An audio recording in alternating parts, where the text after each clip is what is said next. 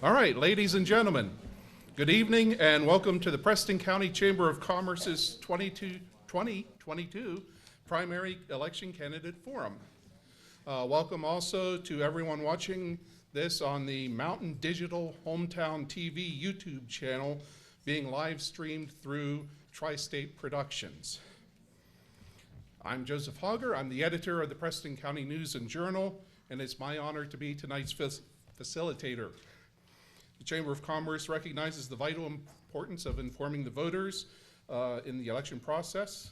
I would like to thank Executive Director Christy Ash and the members of the Chamber Board for making this forum possible. Thanks to Dave Wills for making my voice sound a lot better than it actually is. So I'm also astounded and thrilled by having nearly 30 candidates here tonight who've chosen to join us. That being said, we have a lot to hear from them. So rather than enjoying hearing myself speak, I'm going to ask the Chamber Board Vice President Tim Watring to lead us in the Pledge of Allegiance and have him offer an invocation. So, Tim.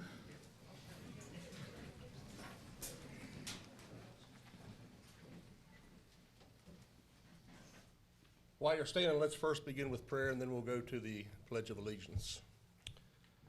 Almighty and awesome God, Father, it's with a humble heart that I bow before you this day, and Father, we just give you thanks, first and foremost for your goodness, for all that you've done, for all that you continue to do, and Father, for just the God that you are, for your grace, your mercy, your love that truly never fails. But Lord, on this night, I ask a special blessing upon all of our candidates, and Lord, I just pray that your hand be upon them, and that as they run their campaign, that they would do so that brings honor and glory only to you. But Lord, I just ask a special blessing upon our event this evening, and just pray that you would always lead and guide and direct each and every one of us, so that in all we do and all that we say, that our life song will bring you glory in the highest. God, I love you, and I praise you with all that I am, for it's in the matchless name of our risen Savior that we pray. And amen. Now let us honor America with the pledge. I pledge allegiance to the flag of the United States of America and to the republic for which it stands, one nation, under God, indivisible, with liberty and justice for all. All right, thank you, Tim. And before we get underway, let's have a few words of welcome from Bo Burnside, President of the Chamber of Commerce Board of Directors. Joe kind of covered most of the stuff I wanted to talk about. I just want to thank all you candidates and everybody in attendance for coming tonight. Also mention that we are being live streamed on YouTube. The good news is you guys do not have enough time to be nervous because you have the 2 minutes. So with that being said,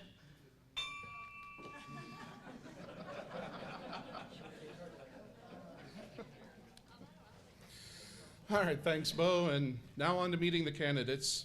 And here's how tonight's going to work. We will proceed race by race. Thanks, Teresa. And they will be announced in the order that they appear on your program. Each person will be given 2 minutes to make their introductions. Following all of the remarks from that set of candidates, I will give a question prepared for those candidates. They will have another 2 minutes to answer. We will follow the same order. I have to emphasize that time is especially tight tonight, especially with so many people on the list to speak. Therefore, we are certainly helping them keep track of the time. The dreaded bell is back tonight, obviously, and with 30 seconds to go, you will see Carrie raise her hand. I will be down here. I will give a similar indication within your line of sight, giving you time to start to wrap up things. At 2 minutes, the bell is going to ring. Don't feel that you absolutely have to stop short in mid-sentence. Please feel free to finish up that brief thought. And please let it be brief, because if not, and anyone chooses to ignore the bell, well, let's try to avoid a Chris Rock incident this evening. On it. So. All right, first tonight is the state Senate race in District 14. This is a partisan election for a 6-year term representing all or parts of 8 counties. 6 candidates have filed to run, 5 are scheduled to speak, 4 are now here. 1 is running late. He is expected to be here. If he gets in close to the intermission, we will go back to that race then. So the first candidate is Amanda Pitzer of Thornton, who is the sole Democrat in the race. Thank you, Joe, and thank you to the Chamber and the Journal and News, and for everyone for turning out tonight, especially those students in the back. I made a point to remind everyone that if you are 18 by the general election, Susan, you don't count, I see you. If you're 18 by the general election, you can still register by April 19th, and I wanted to make sure I mentioned that because one of the reasons that I am running is to bring a new, fresh face to Preston County politics. You guys will note that I am a Democrat running in a field of Republicans, so I do not have a primary challenger. So I will be around again in the fall for this event. But I wanted to take a few minutes to remind everybody my background and what I've done here in Preston County for the last 15 years. I am the executive director of Friends of the Cheat. In my time here, I brought over $20 million in federal, state grant money to this county, including $6 million in the last year focused on outdoor rec and tourism. We really see a bright future for Preston County and the whole 14th district in the economic development sphere of farming, specifically agritourism and outdoor recreation, as well as economic development in a specialty that I have been working in the last few years, which is abandoned mine land reclamation. West Virginia is on track to see $2 billion in AML funds come to this state in the next 15 years, and I want to be there to make sure that Preston County and the 14th district gets as much of that money as we can to put good, hardworking people to work here in the 14th. So with that, I look forward to learning more about the issues here tonight. I hope my competitors are ready to answer some questions from this lovely crowd. And if you are unaffiliated or independent, you can vote for me in the primary, and I look forward to speaking to everybody a little bit more and getting out in the general. So thank you all tonight, and best of luck to the rest of the candidates. I'm happy to go first, right on time.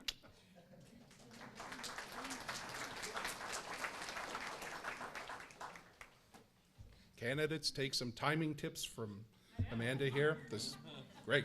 We're on schedule still. All right. So next is Angela Iman, who is a Republican from Mount Storm.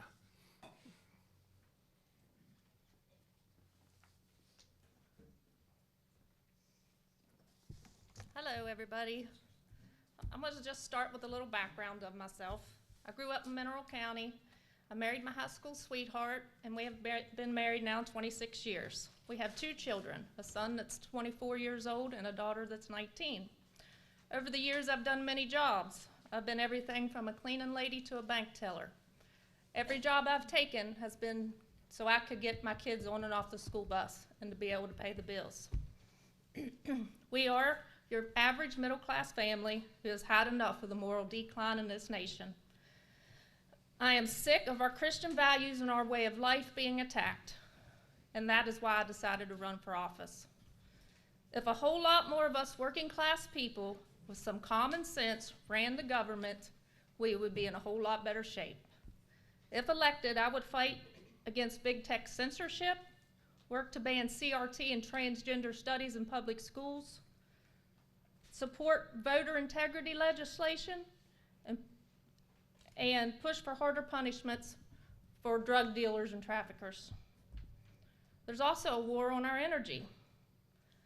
We need to support our Attorney General's efforts and his lawsuits against the EPA. Special interest groups are controlling this country, and it's got to stop. We're not allowed to burn our own coal, but we ship it overseas for other countries to burn. We can't finish our gas lines but we buy it from our enemies. It makes no sense. My campaign is simple. I bring common sense to the table and will fight for our Christian values. Thank you for your time and consideration.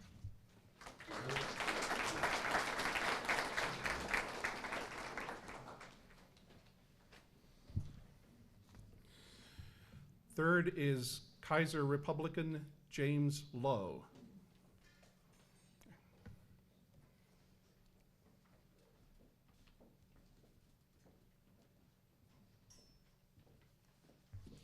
I would like to begin by thanking the Chamber and also the Journal News. My name is James Jimbo Lowe. The Liberty Bell is the symbol of my campaign. The Liberty Bell is also the symbol of our American freedom. God, guns, and country. What would I do if I'm elected? I would represent the electorate and not my own personal self-interest. My platform is simple, and I won't waste your time tonight to read all the principles. First of all, you can find them at the Chamber of Commerce here in Preston County, and my business card, and my 8 principles: quickly capitalism, protection of guns, and God and country at the back, with 5 others. You can find my other principles on my campaign card. Low, life, and liberty, which you can also find at the Preston County Chamber of Commerce office. In addition, I support law enforcement, the military, first responders, all caregivers. We must protect our commercial highways and our truckers. You must deregulate. Get the business. Get the government out of our business and our personal lives. As Teddy Roosevelt did with his Bull Moose Party. Break up the monopolies, antitrust, and expand agriculture, the most important thing here in Preston County. So in closing, in summary, we must give a secure future to our youth. We must protect our elders. We must remember those who work and pay the bills. We must build coalitions so we can caucus, to build a majority so we can realize and actualize a positive so we can give a better good.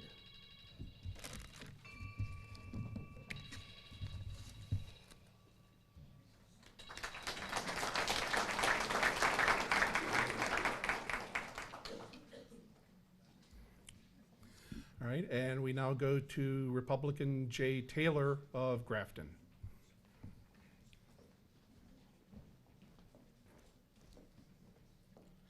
Thank you very much. It's really great to be here. My name is Jay Taylor. I'm from over in Taylor County. Running for the state senate. I would be described as, I guess, what you'd call a political activist. For the past, probably 30 years or so, maybe my whole adult life, I've been very active in politics. I've been on the state executive committee. I represent the 14th district here on there, worked on the party platform, and been the executive, or the chairman of my executive committee in my county. Was the legislative liaison for Convention of States that we finally got passed down in the legislature this year. I'm really, really proud of that. That'll help rein in the federal government that's just totally out of control. Really looking forward to getting that done, and I thank all our current legislators for that. That's given me real good insight to the working process down there in the legislature, helped get a number of things through there. I know Preston County will like this one, the bonds and levies. We now have that on with statewide elections. I had Amy Summers, she's my delegate over there in Taylor County, file that bill last year. Had some issues there, it got through the House, died in the Senate. Secretary of State got involved, we reworked it and got everything through, and so it passed this year. So no more of these bonds and levies being on some odd Saturday and costing all types of, those cost tremendous. I know Taylor County cost $70,000 to have one of those silly special elections. No more of that. Imagine that statewide. So I'd be considered a state or check the box conservative, pro-life, pro-Second Amendment. Looking forward to getting your vote.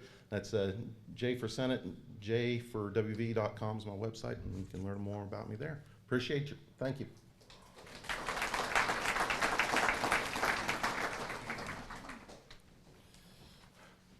The final candidate for the Senate race scheduled is William J.R. Keplinger of Moorfield, who is apparently still on the road.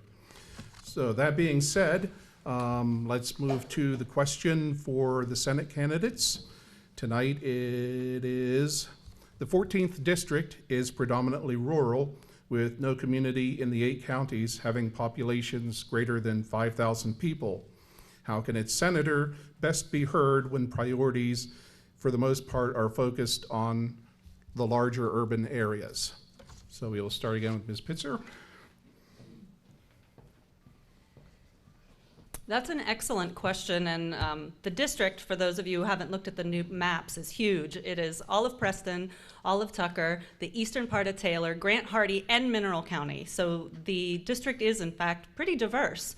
But the question was, how can the rural communities of that district best be heard? And I think the first thing we have to do is listen. Listen to what they have to say, listen to the needs, and take those concerns, take those opportunities to the top. I'm not one to be quiet. I'm also not one to shy away from compromise and collaboration. So I think partnering with our other delegates, our other senators in our more populous areas has to happen.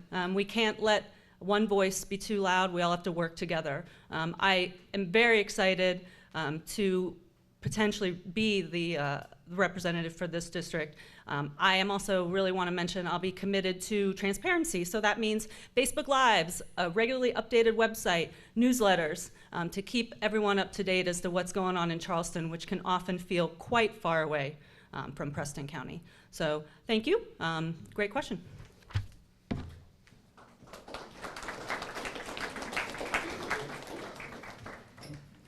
All right, and back to Angela Iman.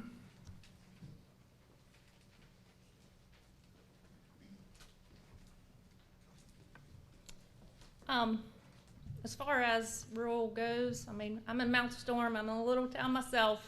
I know your pain. I would absolutely want to work local with local county commissions, local school boards, local planning developments. I would want to make time to meet with each of those, you know, monthly or quarterly, and make sure I am aware of the different issues in the area.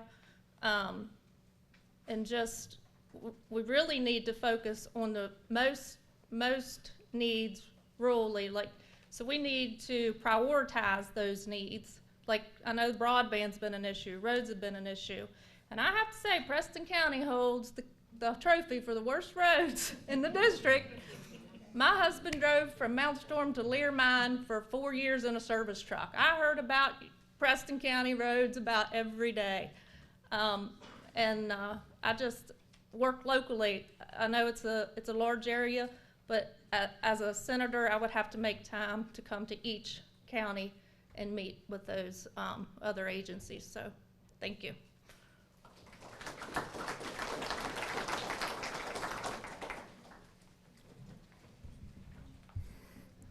All right, and Mr. Lowe?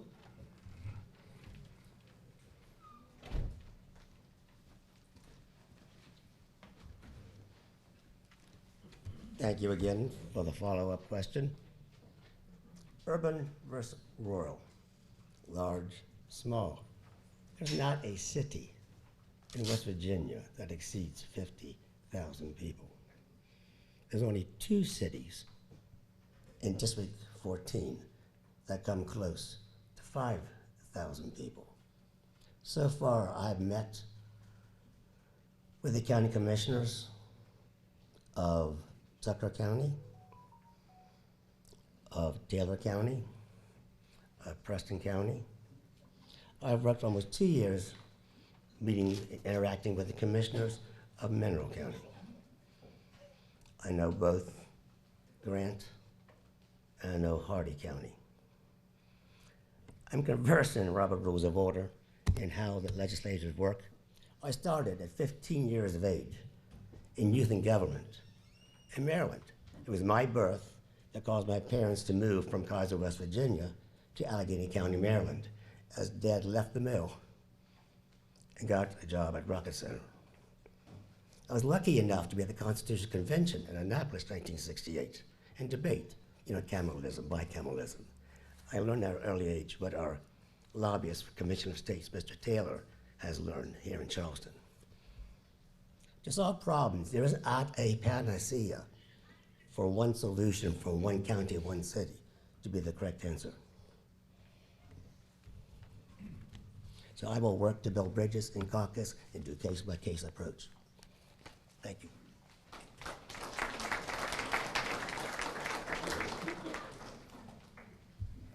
And again, Jay Taylor.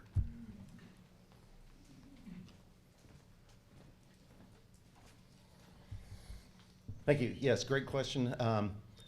This one's easy for me. I've already done the groundwork. I've got to know most of our legislators down there, worked with them on many bills, and so that's how I'll make sure that the 14th district voice is heard, because that I'm already a known commodity down there. I mean, I'm next closest thing to with experience down there in the legislature. So really looking forward to working with them, and I've done that by helping to get a number of things passed already. I'm looking forward to improving our infrastructure and working on the education issues. I mean, our top-heavy school board, State Department of Education, that the money needs to, instead of being so much of it being spent there, we need to get that down here locally.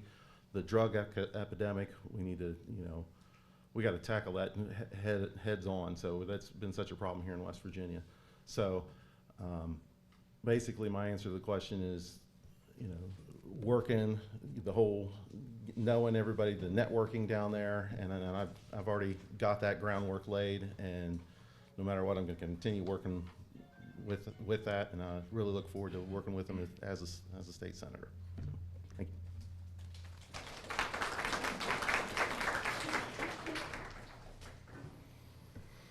All right, we are moving right along here. So, right here. So now we turn to the 2 House of Delegates races. We have 2 new districts, 2 new numbers, and all within Preston County, District 83 to the north and District 84 to the south. Each of these are for 2-year terms. And in District 83, we have 2 candidates filing, and both are here tonight. First is Republican George Street of Masontown.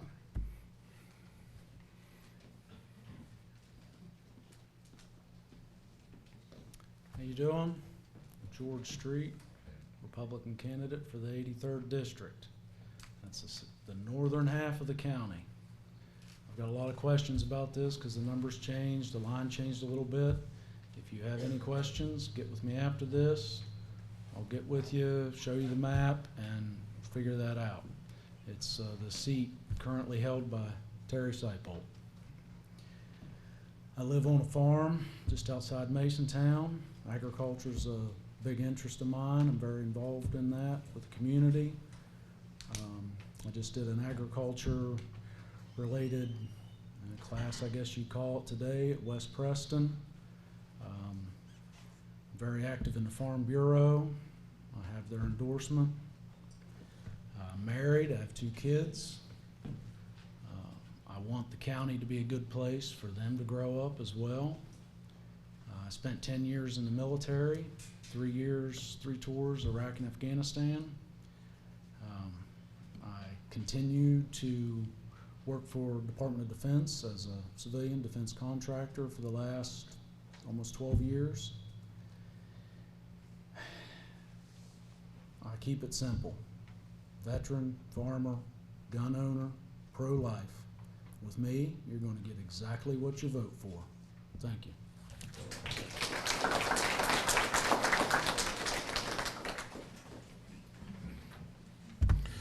And the other candidate is Democrat J.R. Wolf of Brewston Mills.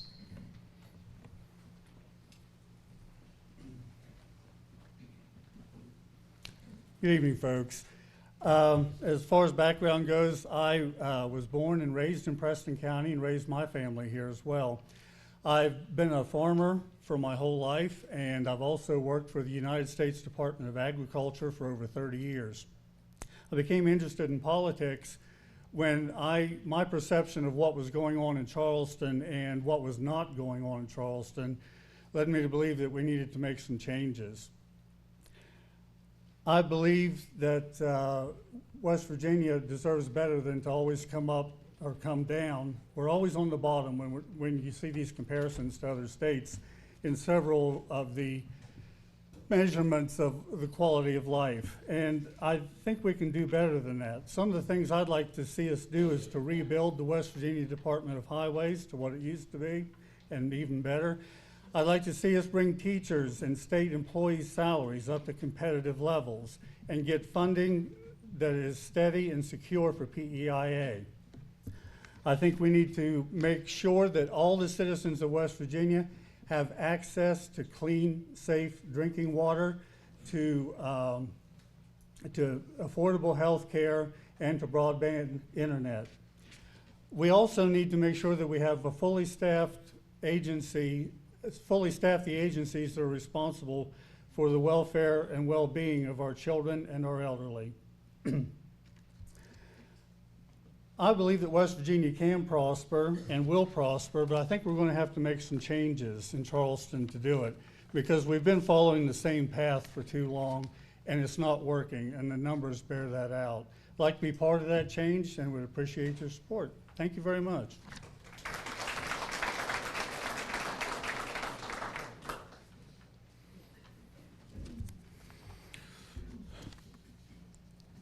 All right, and our question for the District 83 candidates is Senate Bill 498, which would have created the Anti-Racism Act of 2022, failed because the final vote to approve it came right after the cutoff time to end the session. It would have prohibited educators from teaching a number of race-related topics and would have allowed the public to sue school officials and even the teachers for violations of the act. And we ask, what is your stance on the provisions of Senate Bill 498? So, Mr. Street.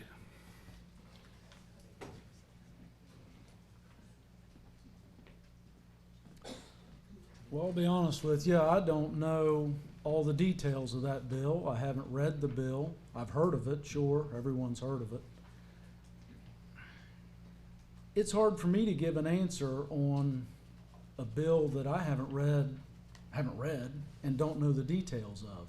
Do I believe that we should be teaching critical race theory as I understand it in our schools? Absolutely not. Do I believe that all white people now are racist because of something that someone may have done 200 years ago? Of course not. That's ridiculous. The details of this bill, I don't know all the nuances, but generally speaking, I am completely against teaching that people today, just because you're white, you're a racist inherently, somehow through the system, because someone that, died 150 years before you were born may have owned a slave. That just doesn't make any sense to me. So I'm not sure if that answers your question, but that's my opinion.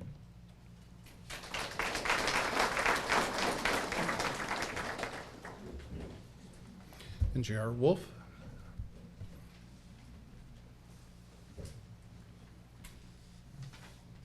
I don't know all the details of the bill either, but as far as I was concerned, and mostly based on the name, that bill was nothing but a pig with lipstick on.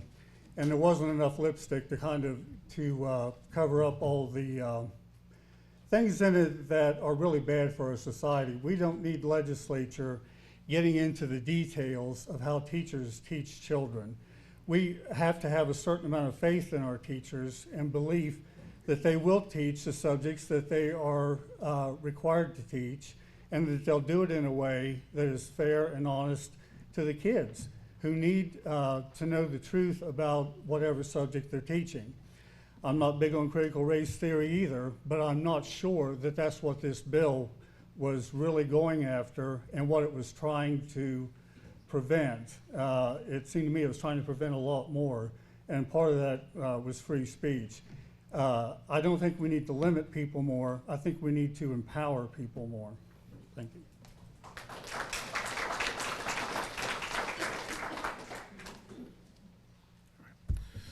And in the 84th district, 3 people have filed to run, and 1 is here with us tonight, the incumbent Republican, Buck Jennings of Thornton.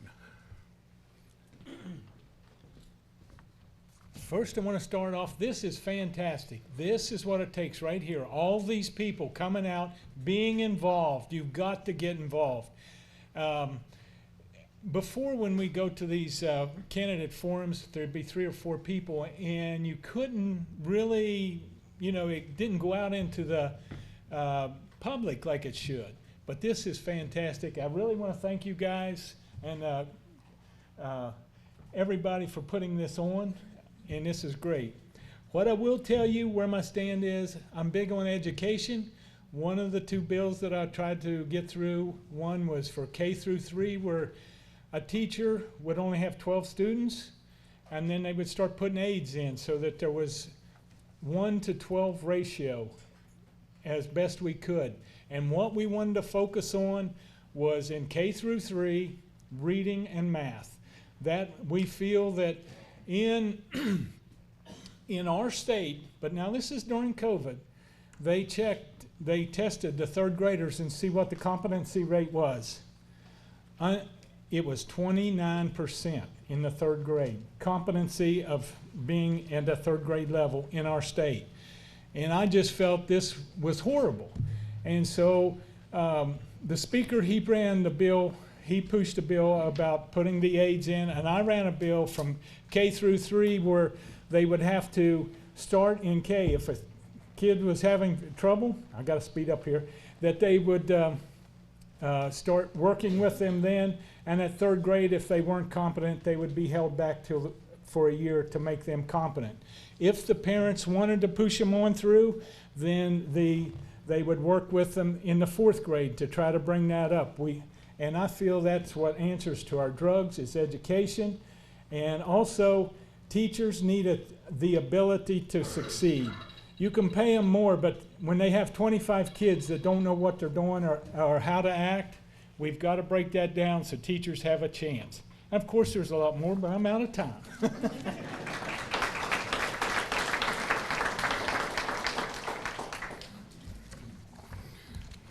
And even though you're the only one here, let's throw a question at you anyway on it. The U.S. Census Bureau estimates that when West Virginia reaches 2030, 30% of the population will be over the age of 60. Should West Virginia embrace becoming an aging state, or are there solutions to attracting and retaining younger families? This question hit right on the nail head. If you want young families to move here, education's the first thing they look at. And that is what we have got to work on. That is what, and I feel whenever we start and get kids in the 3rd grade competent, then as they go on, they can learn and then they can build. But we got to start down here. It's like I'm in construction. I start with the footers and you build up. And that's what I believe we need to do. And if we want people to get here, this is a help for our drug problem, is education. And you just go right down the line. And that's what we've got to focus on. And like I said, we have trouble with teachers wanting to be teachers. And it's because we don't give them the opportunity to succeed.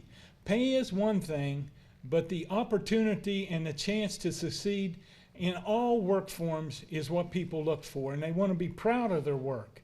And that's what I'm hoping. And there's other stuff, but can't get into it. Thank you.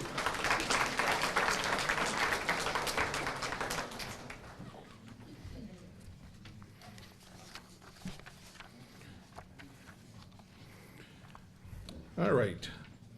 The Conservation District Supervisor is a nonpartisan position for 4 years.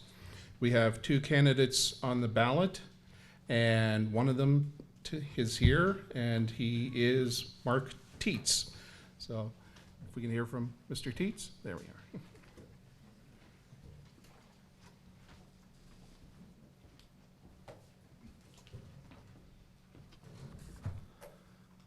I'm Mark Teets, and this position is a little different than the others. We administer more than we set policy.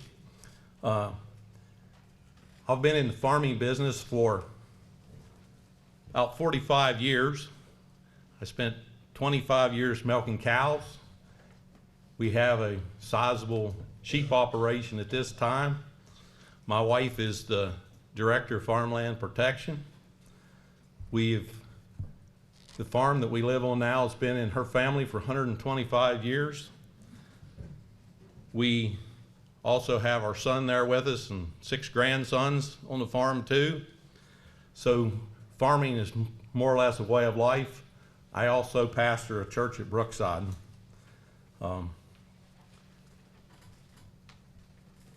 This is one of those things, you know, where conservation is important, and as a group, we administer those policies the government has to help farmers and other people, such as the water impoundments, to take care of conservation.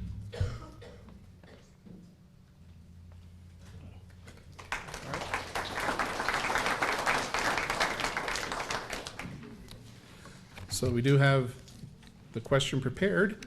That Conservation District Supervisor is one of the few elected positions that has the requirement that the person running be a landowner. And why do you feel that should be an important part of that particular position? In this position, I believe the reason that would be is we are the ones that these programs pertain to. We know what is needed to help be able to guide those things that pertain to the conservation of the land, water, and the air. And without having others particularly guiding the way that the landowners need to operate, they have an idea and they can administer it to where it's most beneficial to those that are going to be in those programs.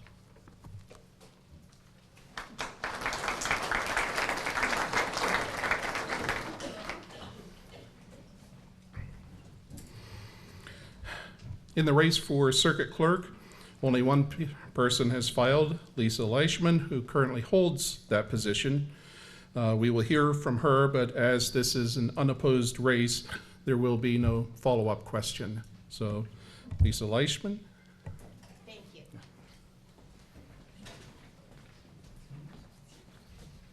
Good evening. I'm Lisa Leishman, lifelong resident of Preston County, wife to Andrew, mother of Ryan, grandmother of Connor, as well as the proud daughter of Darwin and Elaine Pratt of Tunnelton. I am your Republican candidate for the office of Circuit Clerk. I have served as a deputy circuit clerk for 9.5 years. In 2020, I was appointed by Judge Stephen L. Schaefer to serve as circuit clerk when Betsy Castle, the former clerk, retired. I have served both of these positions professionally and to the best of my ability, and have demonstrated proficiency in successfully managing the office of the circuit clerk. You may be asking, just what exactly does the circuit clerk do? As circuit clerk, I am directly responsible to the circuit and magistrate courts to maintain and prepare a list of potential grand jurors and petit jurors. I am responsible to the West Virginia Supreme Court to provide accurate and timely statistics for all proceedings of the court. But the greatest responsibility of this position is to maintain accurate records of both civil and criminal matters. I am responsible to you, the citizens of Preston County, to ensure the use of accounting funds that come through and are received in my office. Although I am running unopposed, make no mistake, I do not nor will not take your vote for granted.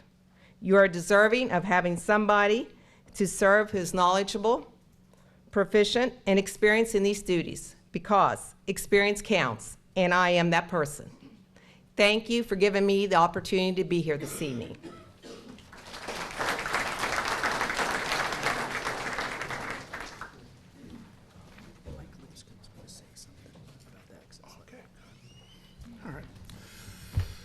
So in a brief departure from the candidates, Kingwood Councilman Mike Lipscomb is here to speak in support of the excess levy, And again, there will be no follow-up question. So, I'll take a question. Somebody wants to give some. Hi, I'm Mike Lipscomb, a member of Kingwood City Council. Since the mid-1970s, citizens of Kingwood have overwhelmingly endorsed the excess levy that supports 3 distinct community functions. These funds are divided between the following 3 community cornerstones. First up is the Kingwood Public Library, which receives $90,000. This $90,000 funding is used so the library can receive dollar-for-dollar matching funds from the state. Without these matching funds, our city would have to allocate $180,000 of other taxpayer money to provide the level of service we currently enjoy. That money would, of course, have to come from somewhere, be it reductions in police force or reduced paving and street maintenance. Funding our library with the excess levy will not raise our taxes. Next, $60,000 is allocated to streets and storm sewers. As some may recall, in the past, paving was done by billing and budding property owners and assessing paving liens on properties if they failed to pay the assessment. For the current fiscal year, the city has been able to pave several miles of streets, and in the upcoming year, we've allocated the $60,000 of levy money plus all the coal severance tax we receive, plus an additional $100,000 allocated from the sales and use tax. I believe that we citizens of Kingwood know best how to handle our own affairs, and with that in mind, the city has requested and received ownership of most of the streets that were under state jurisdiction under the Home Access Road program from several decades ago. Of note is Sisler Street, which has been under state control until this year. Sisler Street was completely milled and repaved, and significant ditching and stormwater management work was done. Funding the streets and storm sewers with the excess levy will not raise our taxes. Lastly, and perhaps my most passionate cause, the one that pushed me to run for office in the first place, is our Parks and Rec. $50,000 of excess levy funds are allocated to this city department and is used to cover salary expense. We are very fortunate to have an extremely dedicated Parks and Rec department. There's the Craig Civic Center, Browns Park, the Kingwood Pool. If you've been to the Civic Center for an event lately, you surely noticed the brand new audio system, which replaced 40-year-old equipment. The difference is night and day. Also upcoming is a lighting retrofit and interior repainting. After 40 years, a fresh coat of paint is going to go a long way. As for Browns Park, fencing will be installed around the park and several older play structures are being replaced. I'm happy to share that this year the pool will feature a brand new water slide and ground is broken on the new splash pad. We're hoping to be able to announce its opening at the start of the pool season. Funding our Parks and Rec with the excess levy will not raise our taxes. Folks, none of this is possible without your support of the Kingwood excess levy. We're able to leverage your money and accomplish things that will otherwise be unaffordable. The levy rate is the same it has been for over 40 years, and your support of the excess levy will not raise your taxes, as I mentioned a few times. Thank you.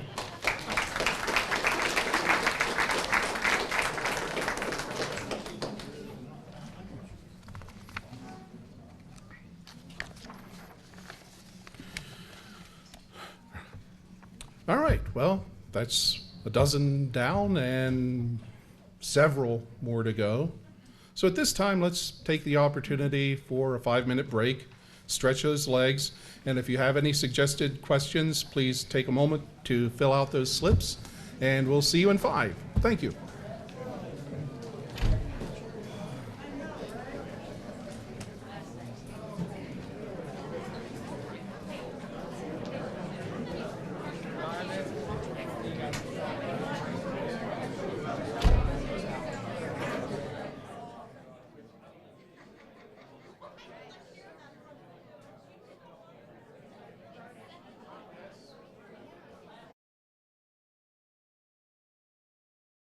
What's worse than the roads around here?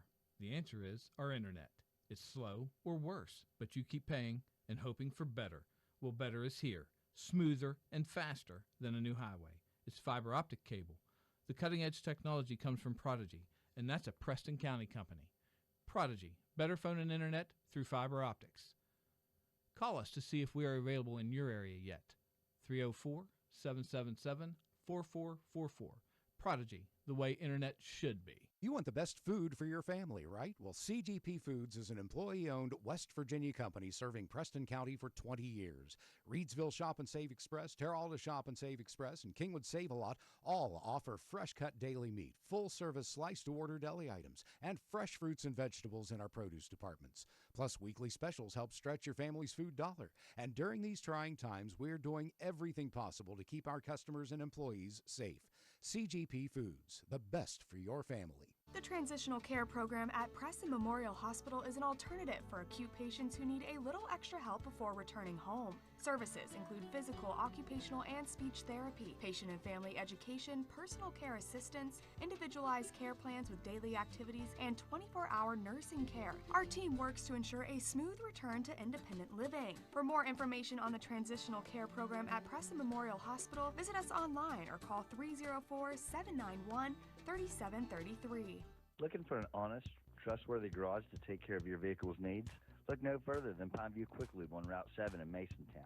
We offer easy, quick in and out oil changes featuring nationally recognized brands like Anzel, Pennzoil, and Mobil 1. We also sell brand name tires at a very competitive price. We specialize in brakes, tune-ups, suspension, and more. Make the quick, easy choice. Take your car to Pineview Quick Lube. You'll wonder why you didn't do it sooner. Let people know about your business or organization. Affordable Signs Unlimited can help with signs, banners, decals, magnets, and more. Show your team pride with screen-printed or embroidered apparel, now offering online ordering at AffordableSignsUnlimited.com. Political candidates, Affordable Signs can customize your yard signs and promotional items. Call 304-864-2811 and like us on Facebook. Open Monday through Friday, 9 to 5, and soon to be expanding to serve you better. Affordable Signs Unlimited. We are a sign of your success. For more than 125 years, Clear Mountain Bank has been assisting customers with all their banking needs while helping our communities thrive and overcome new challenges. In recent months, we have continued that same commitment, volunteering in our communities through our Clear Mountain Cares program, helping businesses through our COVID relief efforts, and supporting locally owned restaurants with our Takeout Tuesday initiative. Because at Clear Mountain Bank, it's about more than just banking. It's about being in this together. If you haven't had a chance to try the West Virginia-made Almost Heaven collection, now is the perfect time. These mattresses are double-sided and flippable. Yesterday's quality meets today's technology. Introducing our new Shop at Home Comfort Select experience. Visit our website, fill out the comfort questionnaire, or call us, and based on your information, we will help you select a set that is just right for you. Delivered sanitarily and safely to your home. So stop in or order online. Your satisfaction is always guaranteed. Mattress shopping made easy. No hassles, no pressure. That's the Delano's difference.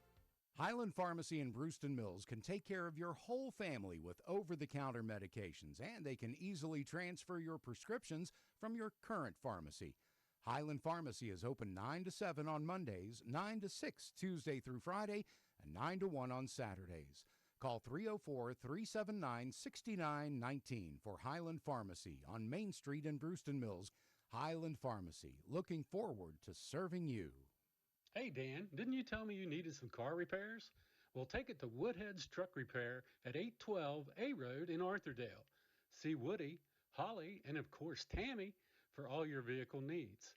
They are now offering tires and wheels for passenger and light truck, motorcycles, as well as commercial vehicles, West Virginia state inspections, maintenance, repairs, and light-duty mechanic work.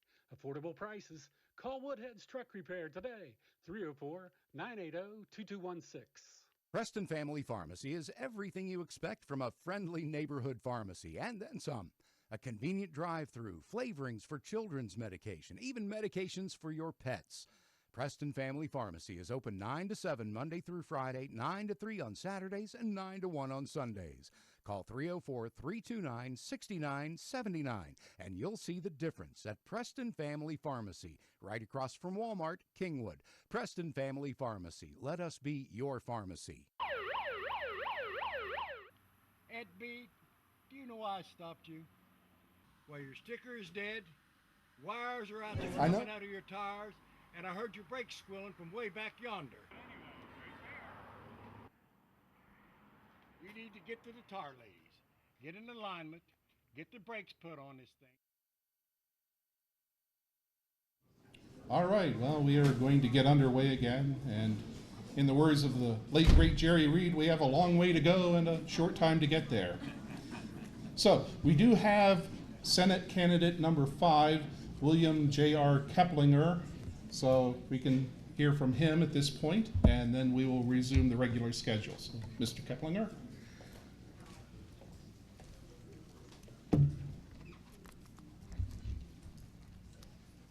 I want to thank you so much for waiting for me. No, actually, I had a little schedule that I had, a conflict of schedule that my daughter is a senior this year. And I got to apologize for that, but she's pretty important to me. And she'll be going to WVU next year, and quite proud of that. Decided that at 13 years old. So very proud of that as well. But she was on the track team, and tonight was a senior night where we recognized her accomplishments through the year, and so we're very proud. Her and her mother are very proud of her. So we got a picture taken, which is another political thing, I guess. But anyway, William J.R. Keplinger. I'm from Moorfield, West Virginia. Graduated from Moorfield High School. Went to West Virginia University. Graduated 1991. Had to think about what year, it's been so long ago. I ran for county commissioner in Hardy County in 2001, won that seat, and was county commissioner for 18 years and finished my term out 2018. After that, I ran for the agriculture commissioner seat in 2020. At WVU, I obtained a degree in resource management and economics. So, and I've been a farmer for the last 30 years.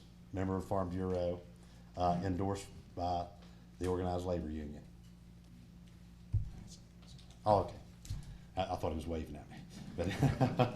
But anyway, I have two children, Mackenzie and William, and my wife Stacy. We live on a family farm. We raise poultry and beef cattle.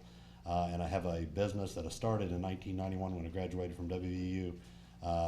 It sells bedding for farm animals. So I'm still actually operating that business.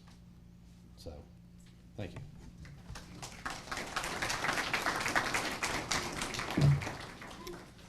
Okay, and then we will give you 2 minutes to answer the Senate question. I will repeat, the 14th district is predominantly rural, with no community in the 8 counties having populations greater than 5,000 people. How can its senator best be heard when priorities seem to be focused on urban areas? I've always felt that all of us count, and sometimes that loudest squeaky wheel gets that say-so in it, but it don't always work. You have to build bridges, and you have to have a connection through those years of service in the Senate, and I can see why learning and visiting and getting to know people, and through the years I've got to know through the county commission, your county commissioners, and they've changed every year, well, every 2 years. There's a 6-year term on the county commission, and as those candidates change throughout the years, you get to meet a new candidate. And as they go on, and they go on, and right now we've got several people that are elected, that were elected from county commission seats or assessor seats or prosecuting attorney seats as a state senator or delegate representative in a state.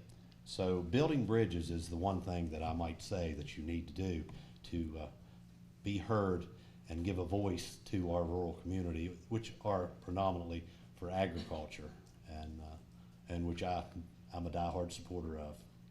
So, thank you.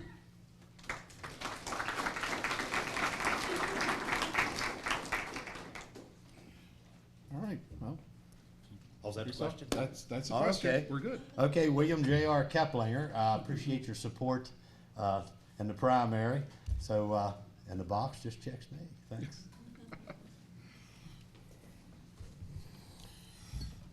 All right, so 3 people are seeking to fill the unexpired term of Magistrate Rhonda Seipold, who tragically left us late last year. We have 2 of those candidates here today. This is a nonpartisan race. The first is Cindy McRoby of Reedsville.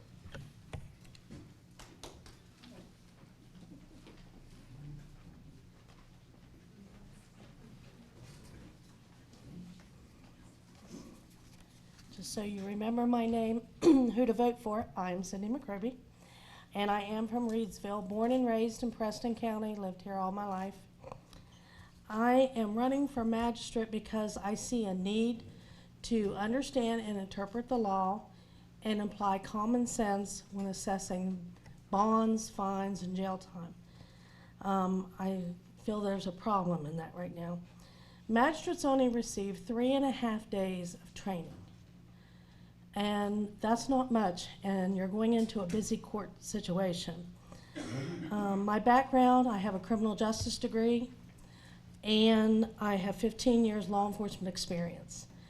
And I think that background makes me the most qualified candidate. I'm knowledgeable in criminal procedures, arraignments, trials, testimony, and evidence. And that'll enable me to go to work on the very first day and be able to make a difference in the court. I've been teaching in Preston County schools for 24 years. That's a really long time. Almost all of that at Preston High School. I want to make Preston County safer for my 3 children, my 4 grandchildren, my students, the communities, all of Preston County. And I believe that I can help do that from the magistrate court. Thank you.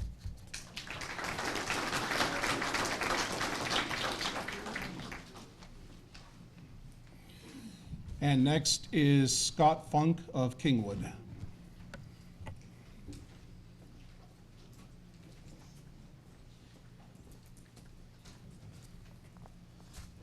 Good evening.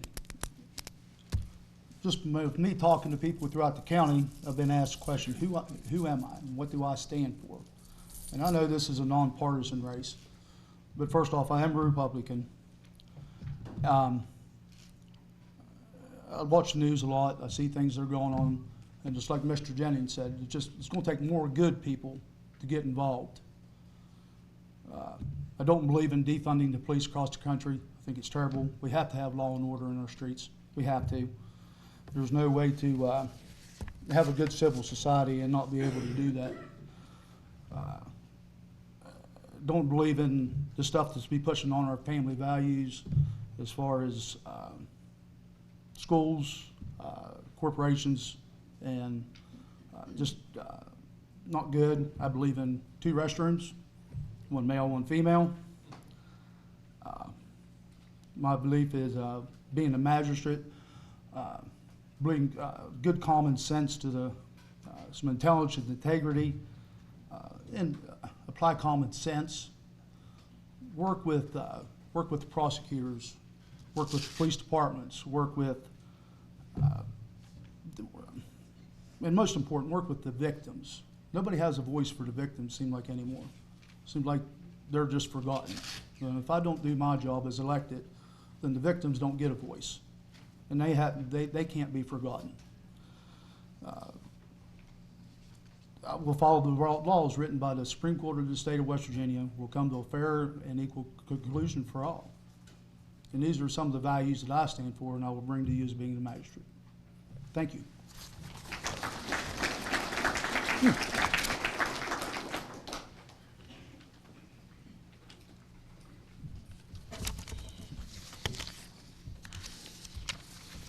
All right, and the question for the magistrate candidates. There is a growing solution to lessen overcrowding in jails by setting personal recognizance bonds for nonviolent offenses. Where do you stand on considering drug charges as being nonviolent? So, Ms. McRoby.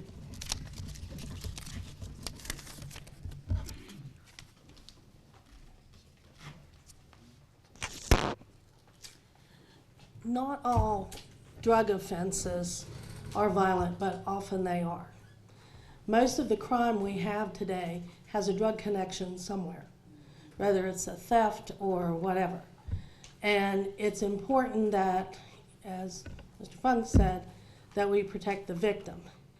And anytime you're releasing someone on a PR bond, you're creating a risk. And you have to know if that risk is worth taking. And they could intimidate the victim or reharm the victim. So it's important not to release anybody on a violent offender charge on a PR bond, but as well use the common sense. Is it a possibility that they're going to reoffend or put someone in danger? So yes, they can be considered non-violent, but there could be threats, there could be other things happening there. So again, PR bonds are not meant for everything. And I think that you have to be very careful in that. You have a responsibility as a magistrate, just as any other office.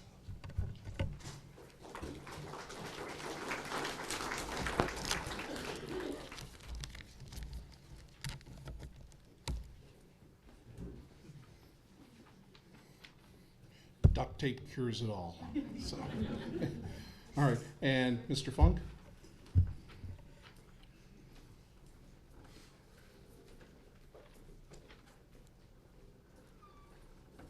And yes, this is a problem. This is a big problem because a lot of times it does tie your hands. But magistrates do not write the laws under the state of West Virginia. Anything we can do enforce what is written on the books. Now they do give us, what I'm understanding, we do get leeway, and there are things we can do. And I had this approach to me today, and there's things we used to do, and it was called public service. Go out, have people clean ditches, have people wash vehicles, have people, the elderly that can't, go out and cut their grass. Sentence these people to go out and serve in their public. And it's just an idea, but there's got to be other solutions than just a PR bond and letting these people in this. It's just, because like she said, it's going to come back to you. One way down the road, you're going to see these people again. So there's got to be some kind of a deterrent the state can come up with to help us to do this. Thank you.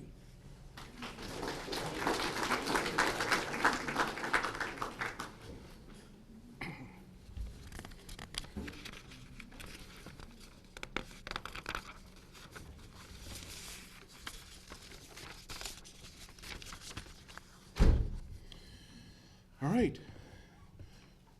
We have two people filing for county clerk, a 4-year term. Both are Republicans who will be facing off in the primary next month. First is Linda Huggins of Kingwood.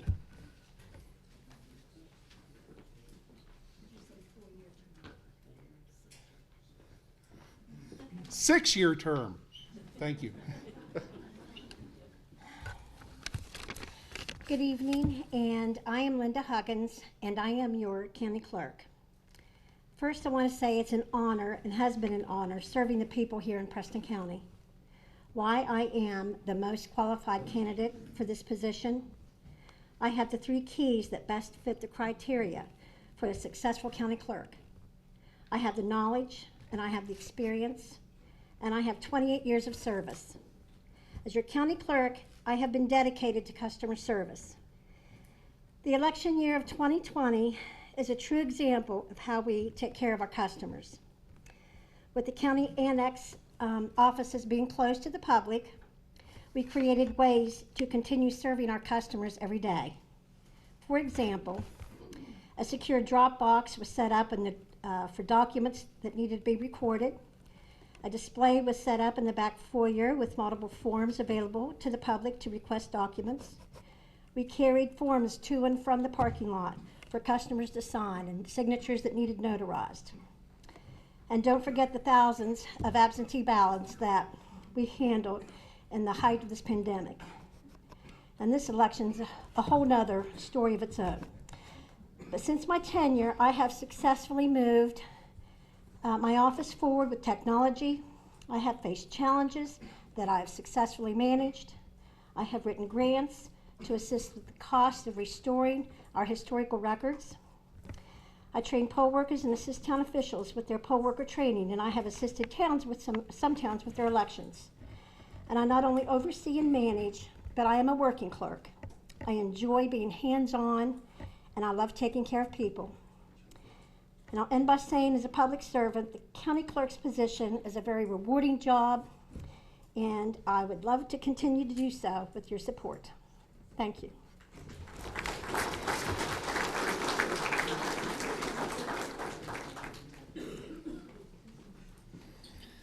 And also from Kingwood is Lynette Scott Shahan.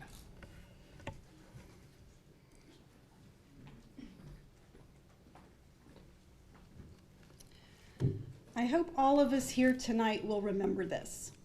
Leadership is not about being in charge. Leadership is about taking care of those in your charge. My name is Lynette Scott Shahan, and I hope to be elected as your new county clerk. Over my 16 years career in the county clerk's office, I have naturally stepped into leadership roles. I've performed nearly every duty in the clerk's office, and I've become familiar with every step of the election process. I'm organized, analytical, a critical thinker, and an excellent problem solver. I am passionate about the integrity of my job. I have initiated many projects, software and equipment upgrades, and trained my coworkers to use them. I don't support wasteful spending, and I don't make hasty decisions. All of these things are what you need in a county clerk, the person who is the chief financial officer and bookkeeper for the county, the keeper of your records, and the administrator of your elections.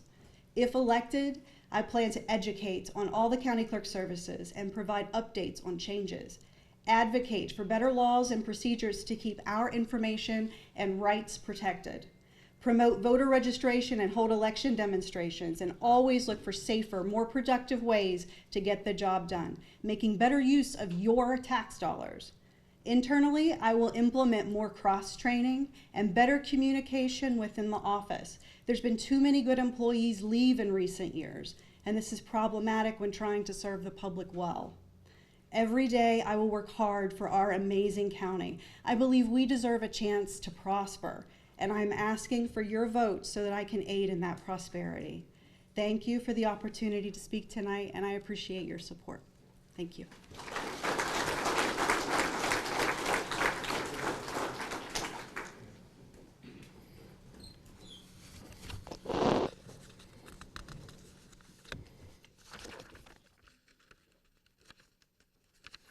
All right. And the question is, as the county clerk post is quite a varied one on it, my question to you is about archiving and the importance. With 21st century technology, how important is it to archive paper versions of public and vital records? And do you consider hard copies or digital copies to be more vulnerable?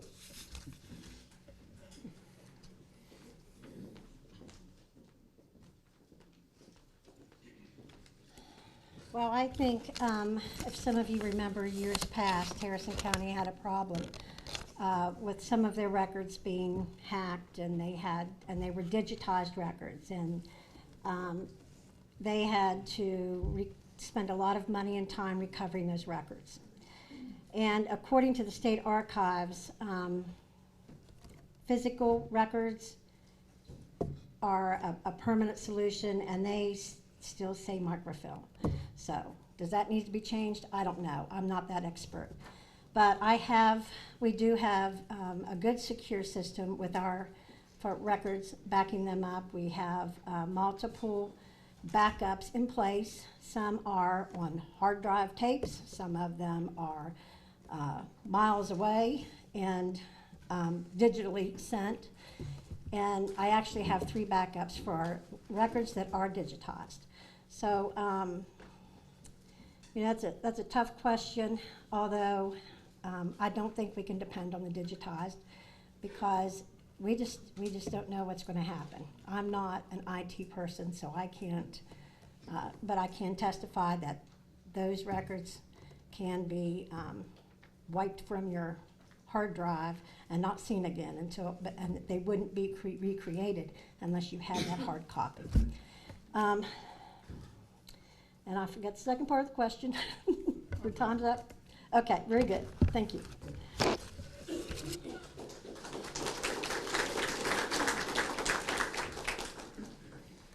Lynette, same question.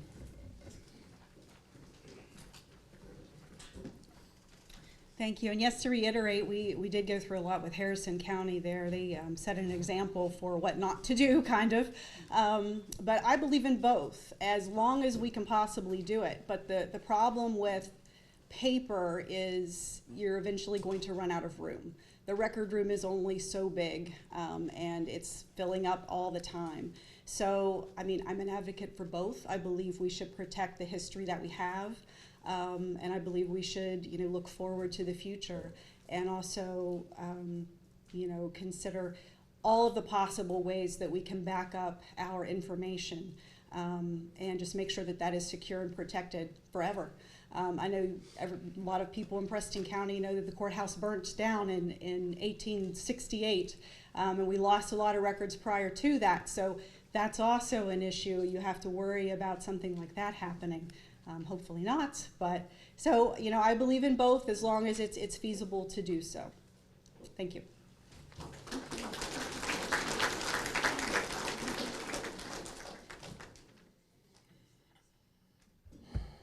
All right. It's time for the big one. This year, we have 12 people seeking 3 seats on the Preston County Board of Education.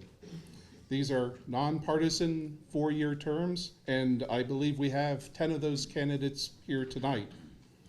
First is Cross Kisner of Terra Alta.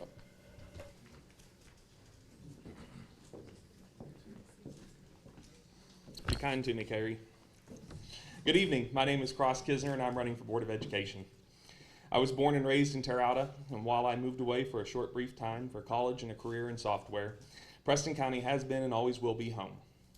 I'm the 3rd generation on our family farm, and vocationally a manager in CPA with my mother, Dorinda Kisner. My wonderful wife, Cheryl, and I have been married for 10 years and have 4 children, Cross, Chalice, Caliber, and Cruz.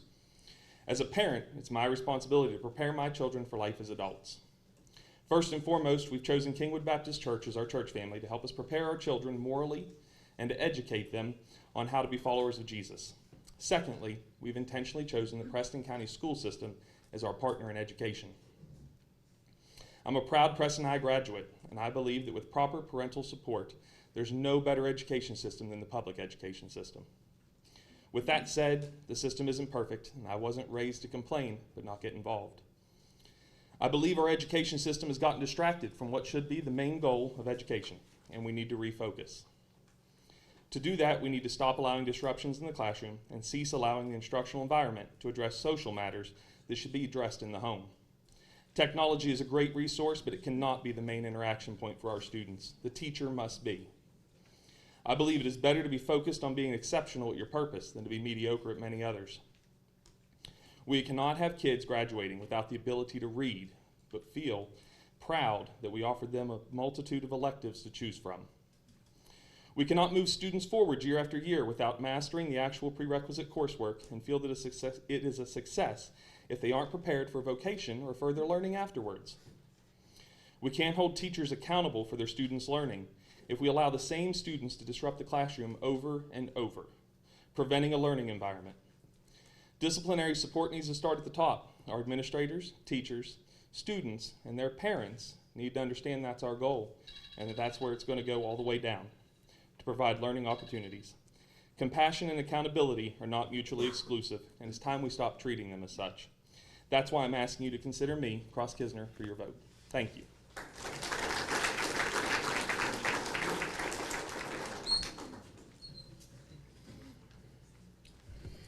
Next, we have Deborah Felton of Rollsburg.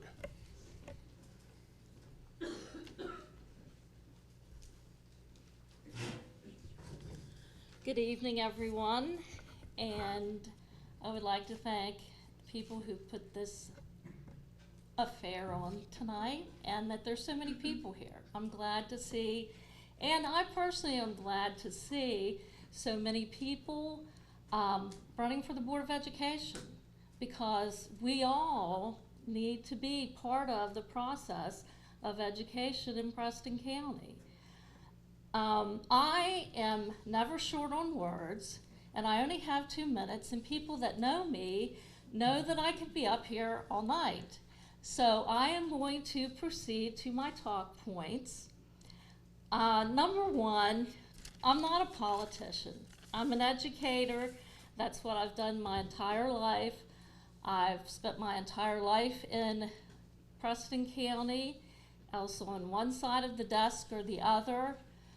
When I was on the other side, I did get into trouble sometimes. So I understand kids. I understand what it's like to be a kid in school and how difficult that can be, especially now, in this day and age.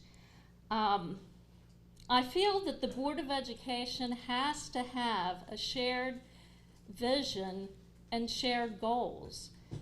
I can stand up here and promise you all kinds of things, but I'm just going to be a member of a board, and boards get down to possibly a 3-2 vote. I'm for progressive forward movement. We're in a new age of public schools where we're competing with charter schools and private schools. So we have to be at our best game. We have to give Preston County kids every opportunity that every other school out there is going to try to offer them. I've talked to citizens, taxpayers, parents, teachers, and everyone feels that the Board of Education, the county office, the schools have to be cohesive and working together. We have to have accountability, we have to have transparency, and we have to have open lines of communication. I knew you were going to do that to me. She's waited all evening. Thank you.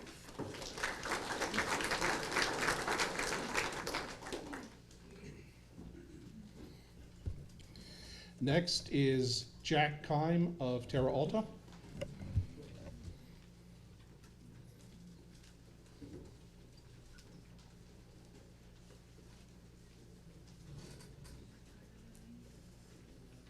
I guess I'll be next. I probably don't need an introduction. Most everybody here probably knows me, knows of me, knows who I am. I am the president of the Board of Education. I'm not ashamed of that. I feel that the Board of Education has worked hard. I've been on the Board of Education 16 of the last 20 years. In that time frame, I've been the board president 8 years and the board vice president 4 years. I've seen a lot of things happen in Preston County schools in that time period. I saw the state take us over.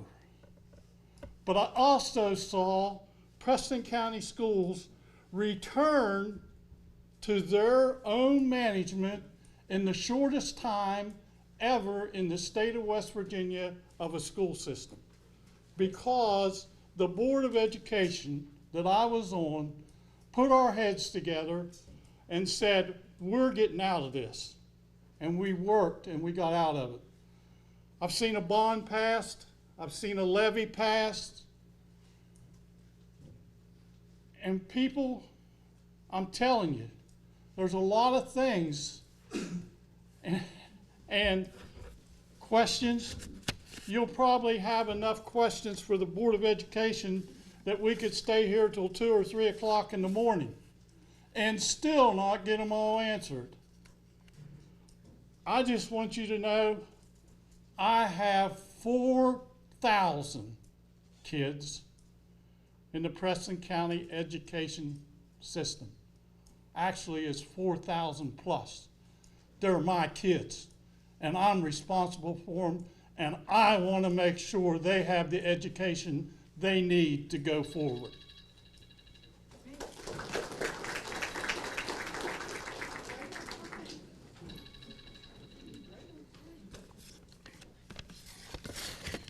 Now, Gene Dreisbach of Brewston Mills.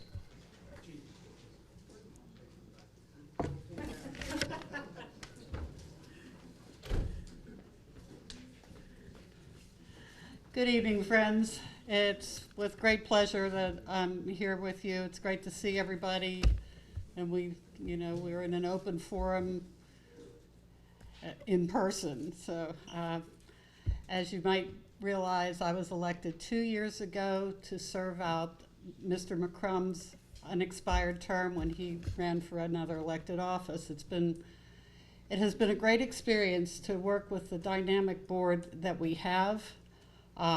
It's probably been the strangest 2 years to be on anybody's Board of Education in the entire world because of everything that went on with the pandemic and the ensuing problems. And we know that educationally, our kids have suffered, our parents, everybody has suffered. But when Jack said, it just started me thinking that we rose above the takeover from the state like a phoenix. Well, our students in Preston County can indeed and will rise above all the things that have happened, all the downfalls, but we've had some great triumphs, and I want to see those through.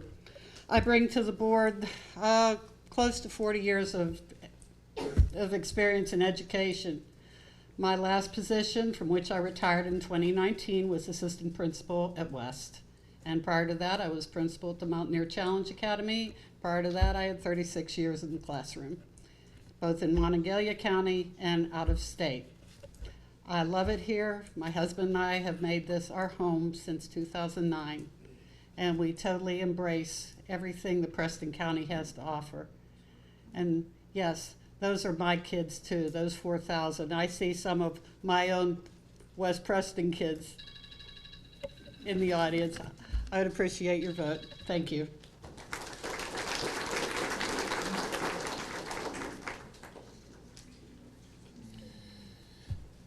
And now we have Jeff Zigray of Kingwood.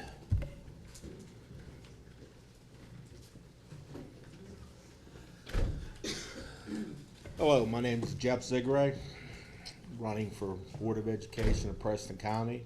I've taught in Preston County and coached for 35 years. My wife is also still teaching 35 years. And I want to thank the people of Preston County for voting for the school levy. We had a lot of maintenance problems in our buildings, from HVAC to roofs to bleachers to paving lots to providing extracurricular activities for our students that we wouldn't have been able to do. So when the levy comes up again, we'd appreciate it if you'd voted again. And without that, we would have had some major issues to contend with. COVID has not helped us. We are employee short. We're down 25 teachers. If you ever notice on the website, sometimes our buses don't run. That means some of those kids don't get educated today because we don't have enough bus drivers. We don't have enough cooks, custodians. We can't find people. All the counties are facing the same problem, so we're all trying to pull from an area that is hard to find anybody. Although with all those problems, we put out this book every so often that shows what our kids are doing in school and where your levy money is going to. If you notice this recent one, we had a lot of kids do well in the science fair, the social studies fair. Our culinary group is right on here right now. Next year, our beef packing area will open up a store and be selling beef right out of there, working with home ec people, and we now have a smoker. I am all for our CTE classes because those kids have to find a job out there, and a lot of them are very skilled. I am for hands-on learning. Thank you.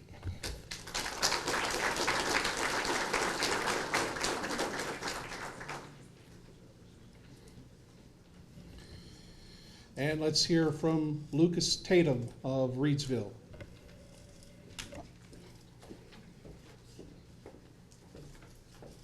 Hello, everyone, and thank you for coming and listening to us, and I appreciate the opportunity to be here. I'm Lucas Tatham. I own and operate with my partner Modern Homestead, Tatham's Garden Center in Reedsville, West Virginia. I'm also the proud parent of 2 sons. Our oldest, Trey, graduated from Preston High School in 2020 and is currently a Lance Corporal in the United States Marine Corps. And our youngest son, Jacob, is here with me tonight. He's a 6th grader at West Preston School. It's for Jacob that I'm running for Board of Education. Education is definitely an important part for me, and I agree 100% with what Buck Jennings said earlier, that a good education system, a good school system is good for business. People will want to live here and move here if they have a good school system, but it's also good for our communities and for our health and for our society. I believe we're at a pivotal point currently in our school system coming off of the pandemic. There's a lot of energy, positive and negative, about the pandemic, but also there's discussions in the newspaper about potential closing schools. And also the levy has been mentioned by the 3 previous board members. That levy will end, I believe, in 2 or 3 years. I was honored by the Preston County Chamber for the successful leadership in getting that levy passed. I will bring that same level of energy and engagement to the full board. I considered running in the previous election, but at that point it wasn't a good fit for my time schedule. Now is. I'm a positive person. I will bring leadership to this board, and I'm willing and able to work with the other members. Many will say that the Board of Education has no power, but it has the power to A, engage the community and come up with a plan for success and growth, and B, to manage our superintendent and set objectives so that we can maintain our buildings and grow our school system. Thank you.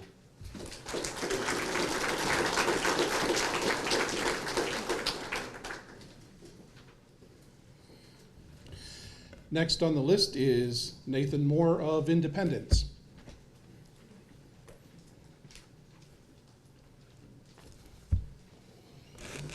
Good evening, everyone. My name is Nathan Moore. I'm running for the Preston County Board of Education. I've been very involved with attending the Board of Education meetings ever since the pandemic hit. Unfortunately, the pandemic showed where the schools are lacking in a lot of areas, and a lot of our kids fell very short of a good education during this time. I support the parents of this county, and I intend to voice the opinions of these parents to fix our school system. I'll push to keep our schools safe and on track. We need members who are not afraid to say what's unpopular and not to let the few decide what is good for the many. I'm an Army veteran, served in Iraq for one tour, so I stand up and speak for our freedoms, and I will not let our children be pawns for political agendas. I come from a very successful graduating class from Preston High. Many of us are successful business owners who still live and work in the area. I don't see that happening with our current children now. In order to retain these children as they graduate from high school and college, we need to fix our school systems. The lack of staff for teaching and the lack of staff for the janitors to keep the schools in tip-top shape is very alarming. It is something we need to focus on. The destruction of the school needs to be met with severe punishment to the children who are doing this. I was able to coach the middle school JV basketball team, so I visited many schools in the area, and Preston County really needs to fix the schools and keep them up to par. So I would appreciate your vote for the Board of Education, and thank you all for your time.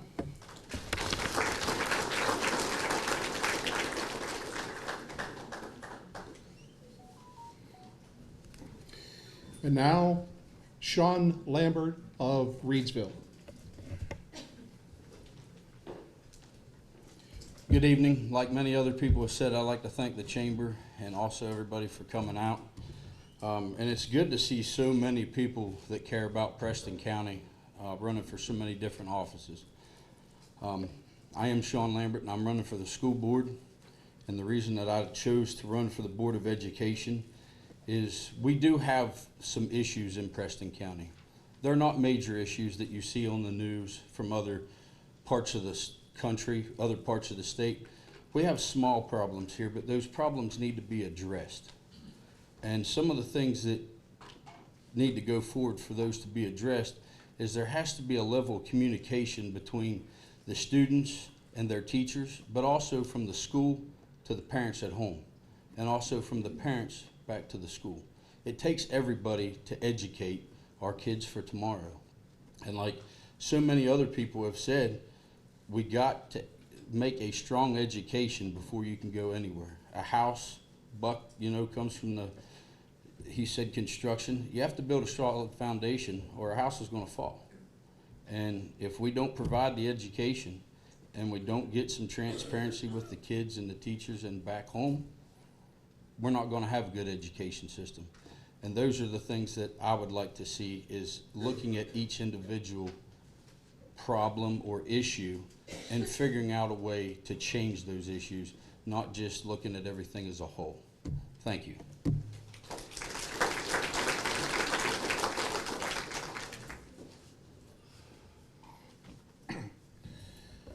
And next is Stephen Wise of Terra Alta.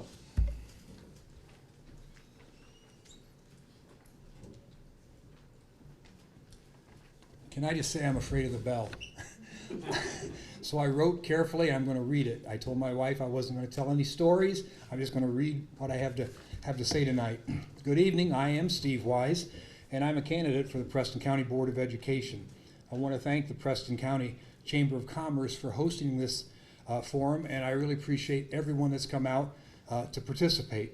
I'm a retired educator with 40 years of professional experience in higher education. I worked with the product of our public schools. In West Virginia, I served as campus dean and dean for technology and community education at New River Community and Technical College. I hold the degree of Doctor of Education, and I have ample time and energy to give in service to Preston County schools. I've spent the last 4 weeks of visiting our 10 schools. I've talked with our 9 principals about district and toured our schools. I have met with several of our central staff personnel, including our current superintendent, and gathered thoughts from several teachers and staff. I ask each one to share their perspective on the challenges that our school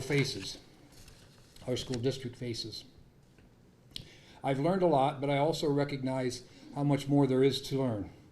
My service on the board will be characterized by asking questions and listening carefully to the citizens of Preston County, including our students. I believe that every student matters. Resources, financial and otherwise, must be carefully monitored. We must talk less and act more. And I believe in open, honest, and clear communication, and that is essential. And what I mean by that is providing accurate, easy to understand, and timely information to all community members, including students, and allowing sufficient time for everyone to provide their insights on those issues. I have found there is a solution to every problem, and they don't always cost money. Everyone has an option, an opinion, and every opinion is valuable and should be considered.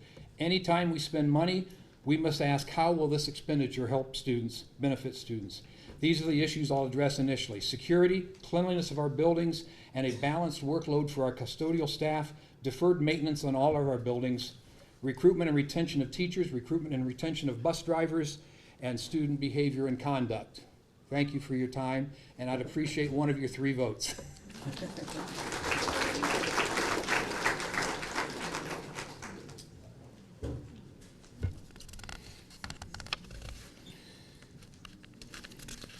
And I believe we finish the list with William Tribbett of Kingwood.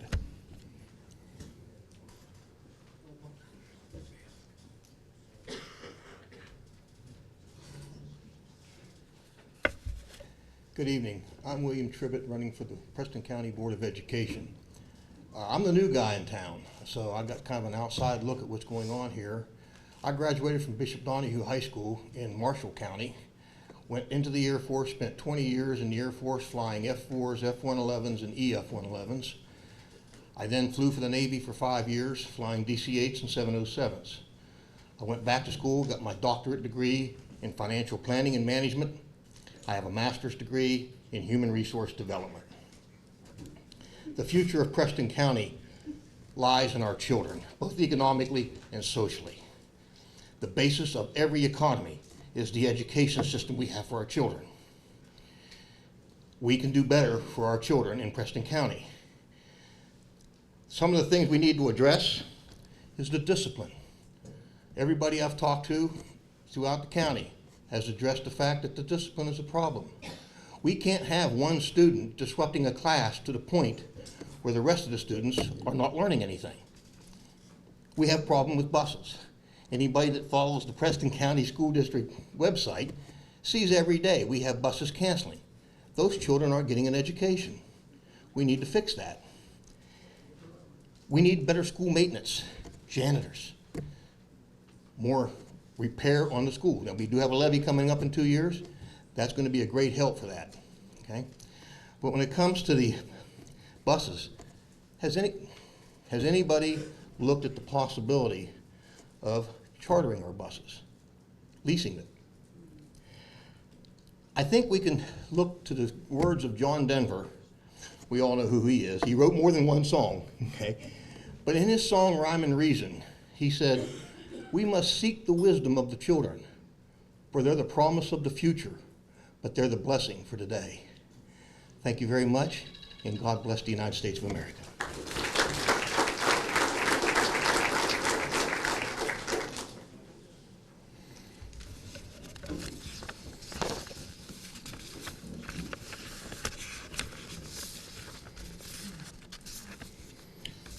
All right. So with those 10 in play, let us ask. The Education Accountability Amendment will be presented to West Virginia voters in the November election, asking to give the legislature authority over the rules and policies of the State Board of Education, which in turn determines policies for the local boards to follow. If this amendment passes, how do you see the role of serving on a county school board changing? And we will go back to Cross-Kisner.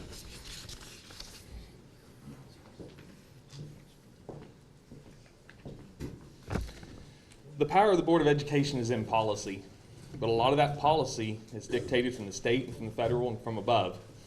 As a board member, it will be simple for us to say, I don't have control over that. That's not an okay answer. As a board member, we need to lead the charge in trying to make change at the state level and at the federal level and pushing what needs to happen to put those decisions back into the local hands. Nobody knows better how to take care of our children than we do. Nobody from a higher level should be dictating everything about what happens here and preventing us from giving the opportunities to our children that they deserve. That is going to be change for us, because it's going to change part of our focus from just focusing on the things that we can control to also trying to help to encourage those changes above. We want to keep that local, and it's going to be not just taking an answer of no, there's nothing I can do, and for us to remain focused on trying to encourage that change to bring it back down and bring it back to us, while still doing everything that we have in our power to accommodate and give the best opportunities to our children here. That's how I think that that will change where our focus has to be as local members if that comes to pass. Thank you.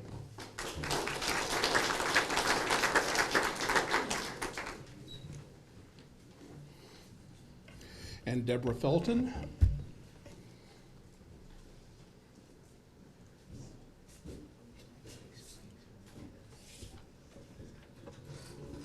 I held different positions over my time since starting Preston County Schools in 1980. And I spent 2 years at the county office. And I always said that administrators need to return to the classroom every few years, and that teachers need to spend some time at the county office. Because it is true, the Board of Education, and people really don't want to hear it, their hands are tied a lot. Teachers' hands are tied.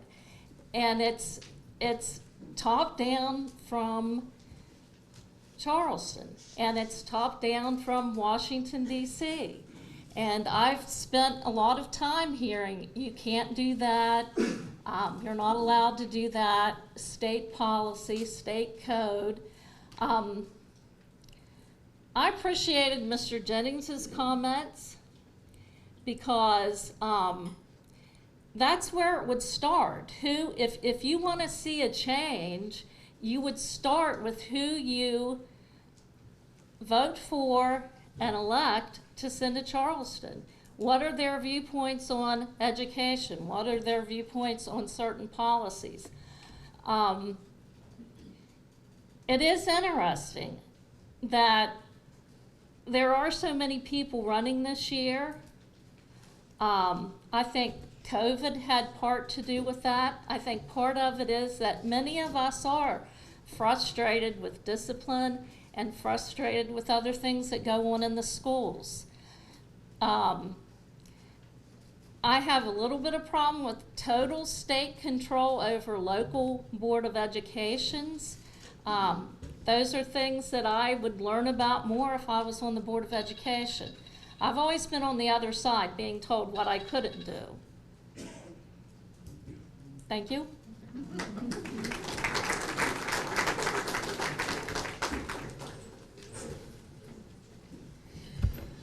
And Jack Kime.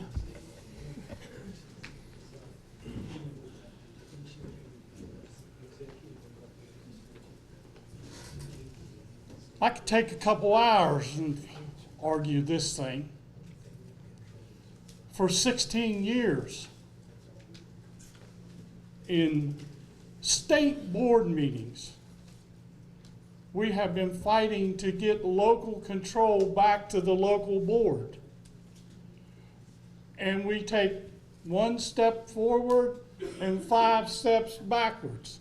And that's what this legislation, if it was to pass, that's what it would do. It would set us back 5 steps. We are in a position, I teased new board members. The first thing you got to do as a new board member, you got to go in June to a conference. In that conference, it's 3 days. For the first half day, they're going to tell you everything you can do. And you're going to go to lunch and you're going to say, wow, look what I can do on the Board of Education. For the next 2.5 days, they're going to tell you what you can't do. They're going to tell you, as a board member, you are a board member. 1 of 5. You are in line. There's federal education, there's state education, there's the state board education, there's a state superintendent, and then, lo and behold, there's your local board. I agree with we need to fight. We've been fighting. Board members, ever since I've been on the board, have been fighting to get local control back to the local board so we can do things. Discipline is controlled by a lot of things that are controlled that we have absolutely no say over. And it's just that way. I got an acronym that boards of education should follow. DRR. Discipline, responsibility, and respect.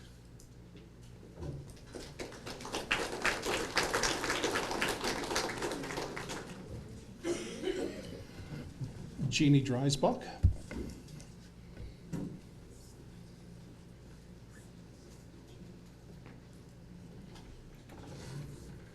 Many of you who know me fairly well know that I'm a pretty straight shooter, and I speak what I feel is the truth. And I believe that when the Federal Department of Education was established, there were a lot of people with a lot of agendas, and that's up at the top, and then the trickle down.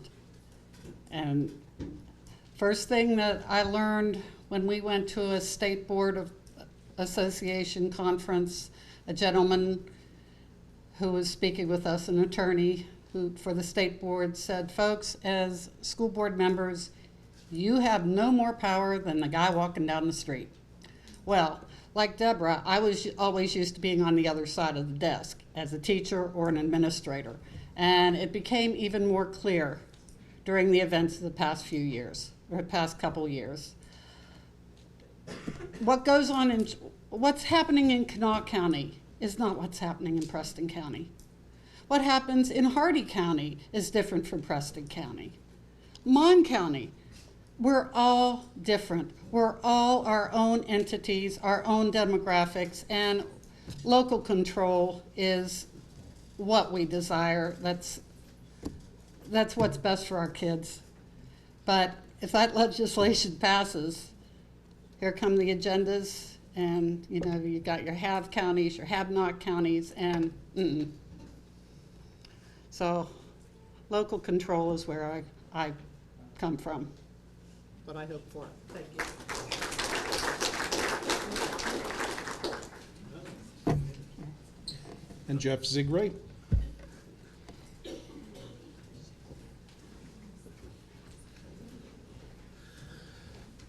I believe in as much local control as we possibly can have, but I also believe in following the laws that are set up. So we have to work within the laws that we're given and try to solve our problems. I want to thank the Chamber for having all of us and all the people that showed up here, including the students. I really appreciate you showing up. Thank you.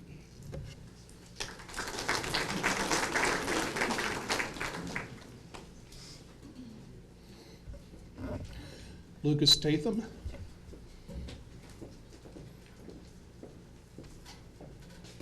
Thank you. So I agree with all of the candidates that came before me that it seems like there's consensus that we need to have local control and still work within our laws that we have so that we can operate our school system. So I think the point of distinction for you all and for other people that you talk to is, who do you trust to take that message on from Preston County? To work with our state reps, our delegates, and our senators, and more importantly, the public. People are busy. There's a lot going on in their lives besides what we're talking about in the school system. So who do you trust of the candidates for the Board of Education to craft that message with the other members of the board, communicate it to the public to get their buy-in, and more importantly, that has the lasting stay power to actually see it to fruition? I think I do, and I would be happy if that's what the community wants, because I agree with it. We educate and hire teachers as professionals that have a bachelor's degree and a master's degree. I think they're professionals to do their job, whether it's teaching math, science, etc. We can do it, but who's going to speak for you? I will. Lucas Tatham.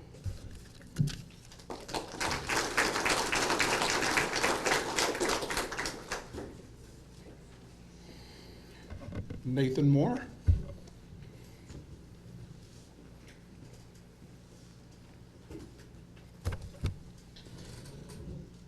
It's good to know that everybody agrees that local control is where the board needs to stay.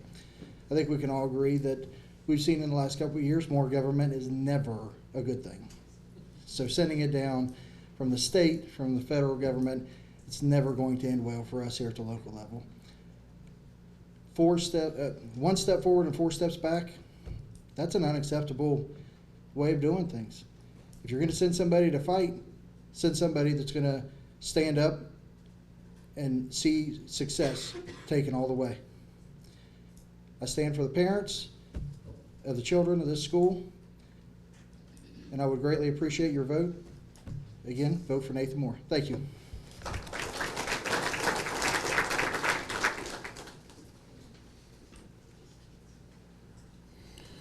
Sean Lambert.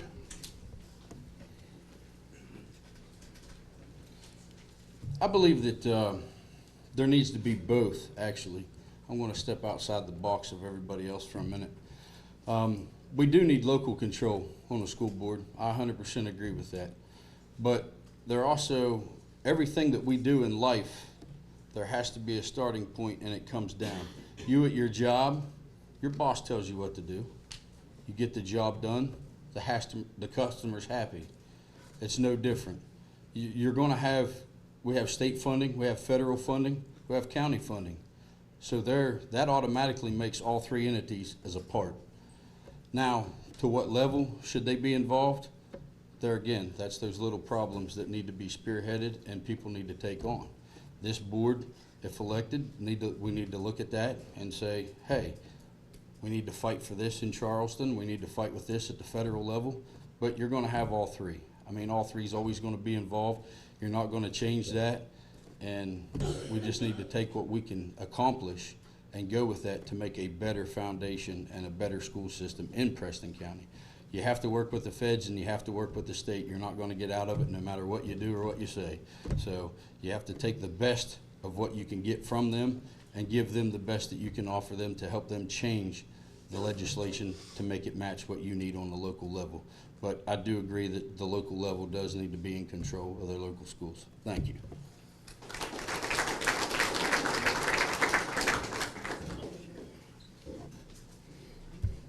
Stephen Wise.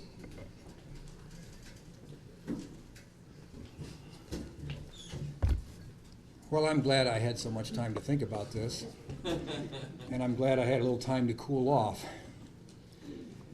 Because, folks, what this is about, really what this is about, and everybody in this county ought to realize this, everybody in the state of West Virginia ought to realize it, and the United States of America, we need to realize it. This is about disrespect for us.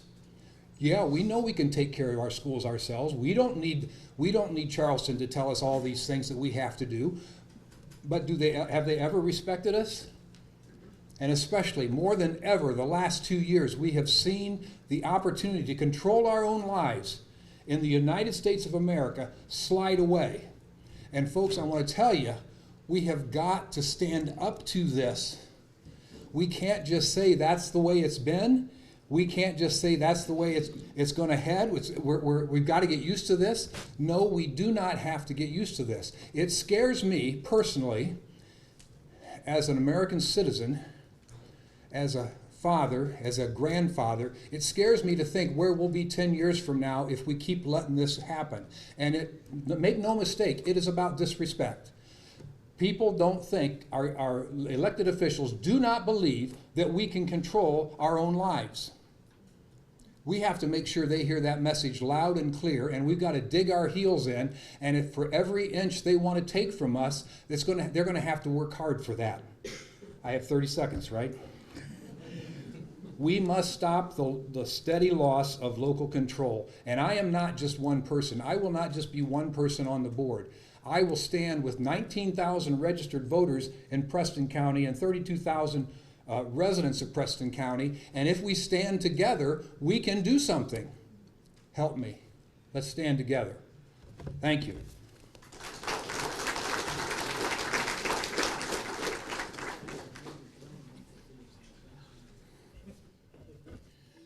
And Bill Tribbett.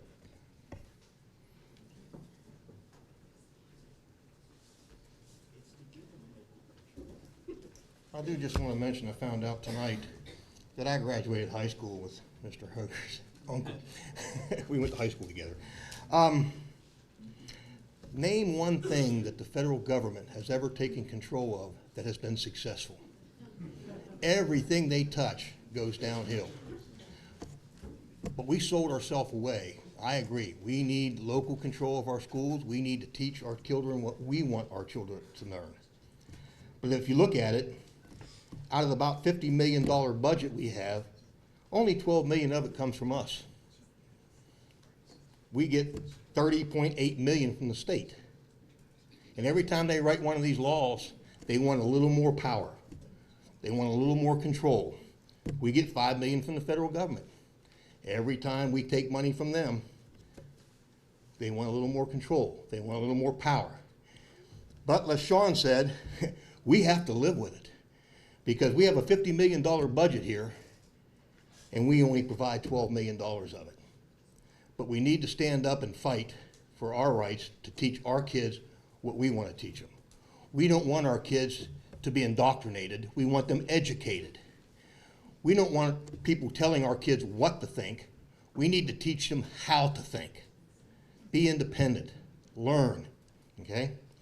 So I'm totally against this bill, but if it passes, be prepared to stand up for it. I have stood toe-to-toe with Deputy Secretary of Defenses and told them they're wrong. And I was right. I'm not afraid to do that again. Okay, there's nobody in Charleston I'm afraid of. My dad used to be a state legislator in Charleston, so I know what he was, so I'm not afraid of him. But I will stand up for our schools, and our children. We need to educate locally. Thank you.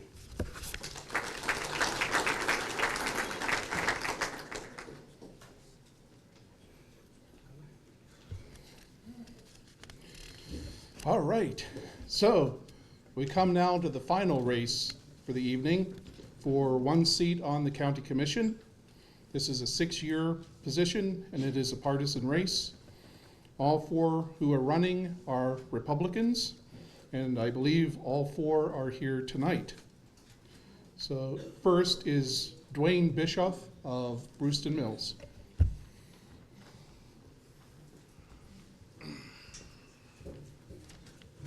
I'm afraid of the bell too, so. Good evening. And I want to thank the Preston County Chamber of Commerce for hosting this event. And additionally, I want to thank everyone in attendance, and I'd like to thank the press for covering this event. As mentioned, I am Dwayne Bischoff, Republican candidate for County Commission. I, along with my wife and daughter, are lifelong residents of Brewston Mills. I bring to this position experience in business management, leadership, and supervising skills. These skills range from budgeting, managing, and supervising operations of multi-million-dollar corporations and cooperatives. I have negotiated transactions ranging from $500 to $500,000. During my experience, I've always had to have plans and goals. Guess what? Preston County needs a plan. Since the fall of 2021, I have represented Brandonville in the EDA. And one thing I've noticed is the EDA is faced with projects that are basically finding funds that fix problems, putting Band-Aids on. They need help. They need help to expand our economic development. And part of that planning that I'm talking about is those goals set by the commission and other forms of government in Preston County. 3 of my goals, in my opinion, are economic and business development, infrastructure, which we're working on, and tonight the theme seems to be community. Community is very, very weak sometimes in our community, in our county. I think we talk about schools. We've heard, 10 or 12 people tonight talk about schools.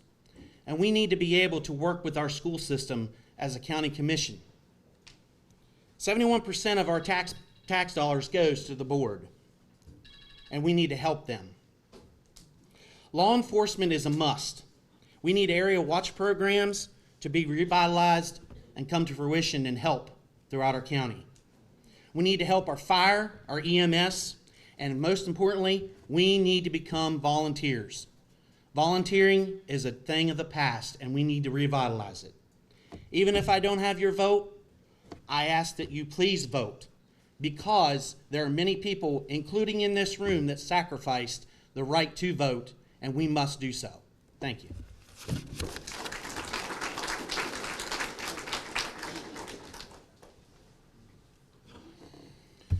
Next is Kevin Fike of Terra Alta.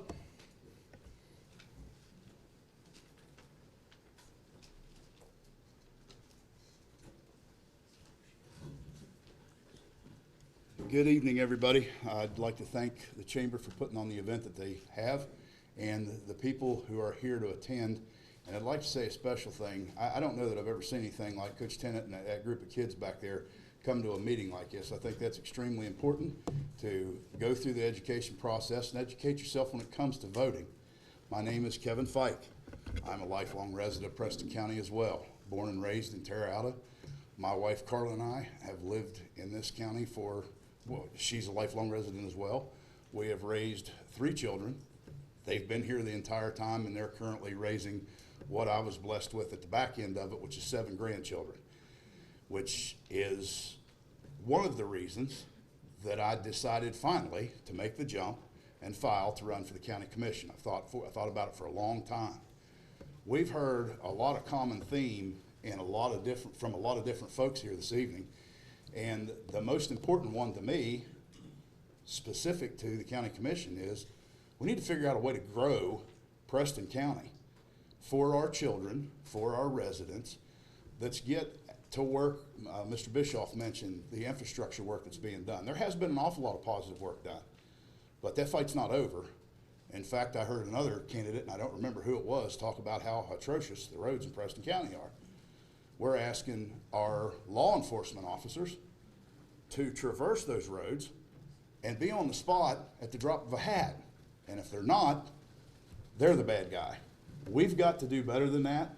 We have to go to work as a team, whoever the successful candidate is, with the current commission, go to work as a team to work on those kinds of things. The Economic Development Authority. I think that the effort from the county commission to share interest and go to work and help in any way that we can only benefit Preston County. And ultimately, that needs to be, it has to be, the goal. I apologize. I realize I'm getting close. Thank you all for being here, and thank you for your time.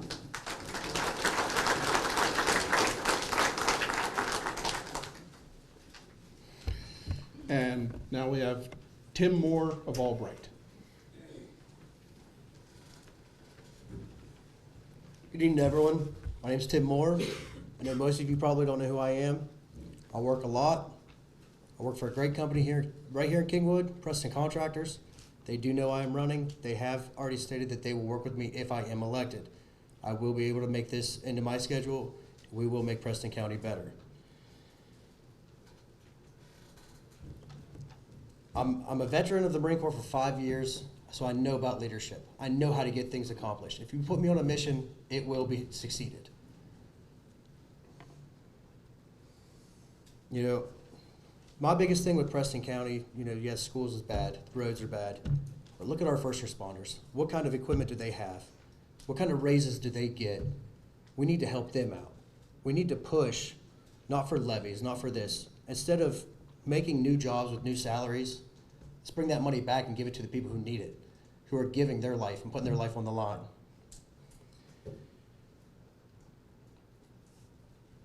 You know, I like to keep things short and simple. We do have a lot of things to get right here in Preston County. Schools, roads, buses. You know, we have a problem with buses breaking down. Look at our roads. Our roads are causing all the damage to all of our vehicles, all of the public transportation. You know, we can't accomplish anything unless the county commission can come together and help get the funds where it needs to go. So with that, everybody have a good night. And remember, we need more for county commissioner.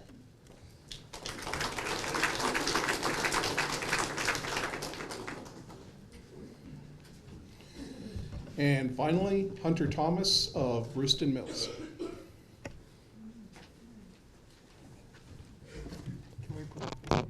Okay.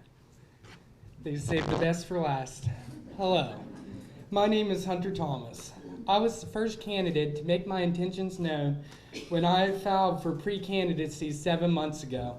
Since then, I have been working diligently on my campaign, visiting every county office and volunteering around the county, trying to learn as much as I can. I am a lifelong resident of Brewston Mills, and my Preston County roots run deep. I grew up on a farm which taught me hard work, Christian values, and determination. I am a past member of 4-H, FFA, and served as King Buckwheat the 78th.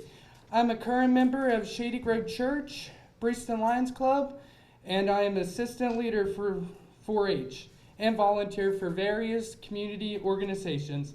I own and operate Tri-State Insurance Group, which has given me experience in business operations, financial management, and public relations.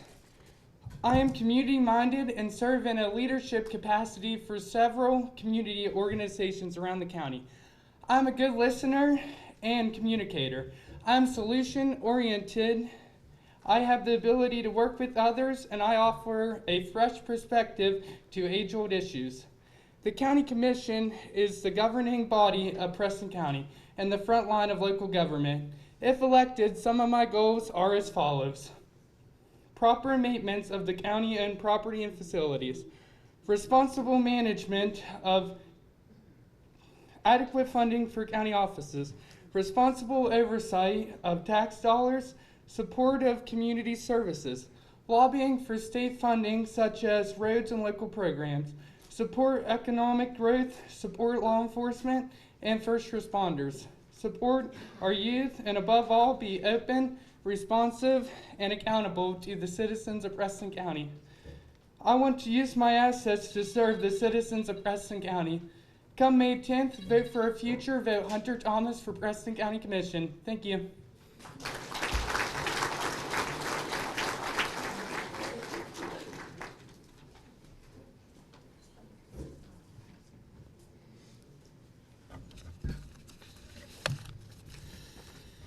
All right, and the question to our county commission candidates.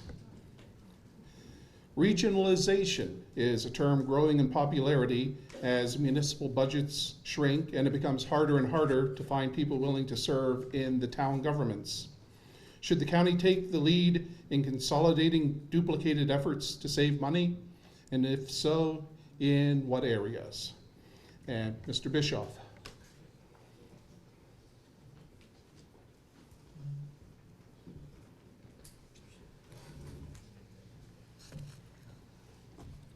First of all, I don't think we need to do any consolidation. Consolidation is not the answer. The answer is building a tax base. The answer is building an economy here in Preston County. We've talked about students, so the students stay here to work. We've become a bedroom community, and it's hurting. We're seeing it now. We need to expand. We need to help our local people expand their businesses. We need to help local people open a business.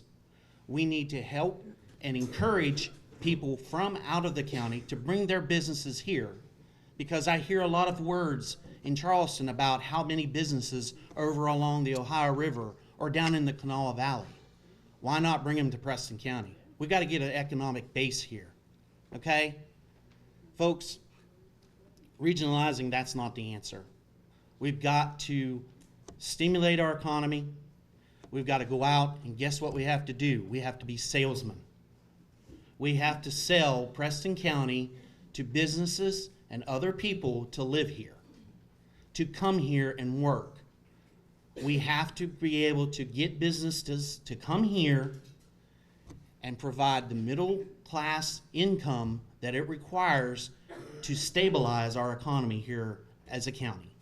Thank you.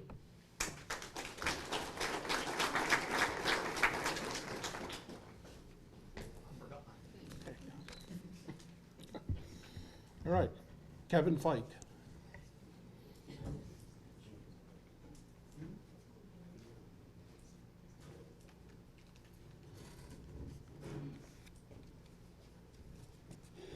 I think first I would agree with pretty much everything he just said. But to expand on that, I also think it's important for our commission to be foresightful enough to make plans if that event does arise. I agree that we need to continue to develop an economy, again, with the Economic Development Authority, again, with improvement of the roads. With our infrastructure, well, what's the reality that somebody's gonna wanna bring a business to Preston County? If you're counting on shipping and receiving, how are they gonna get in and out without tearing their equipment to pieces? It's just as plain and simple of it. To plan in the event that that does come, goes back to the same thought that I had before. I coached sports in Preston County for 35 years. And when you put a commission together, it better be a group that can function as a team with the same common goal, just like a sports team does. I've had the great pleasure of coaching probably 1,000, if not more, kids in this county, or coaching against them. Every area and region of this county. And I'm blessed to have had that opportunity. So what we need to do as a commission is show that same kind of teamwork to plan for events such as that. Hypotheticals are easy to get people straying off in different directions on, and this is one of those that I feel is just that kind of question.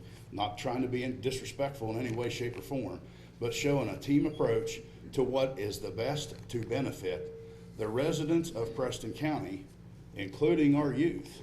And I think that's the answer. So I hope that that cleared things up. I'm sure it was clear as mud. And again, I thank you for the opportunity to speak.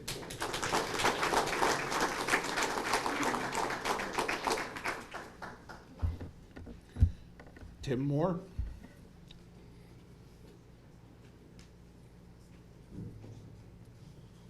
So the thoughts of becoming regional, there's a big issue with that, because then it becomes what towns, what cities are more productive in that region? Who should we give more money to? Who should we help out more? Preston County is going to be low on that totem pole. There's a lot of businesses leaving every day to go to Morgantown, to go to Parkersburg, to go to any of the surrounding areas because they're more populated. Yes, we have a lot more farmland than most counties do. We have a lot more businesses that we could bring in here and bring back the town of Kingwood, the town of Terre Haute, the town of Reedsville. You know, Tatum's has been around, they opened up whenever I was back in middle school. Nobody thought they were going to make it. Now look at them, they're thriving.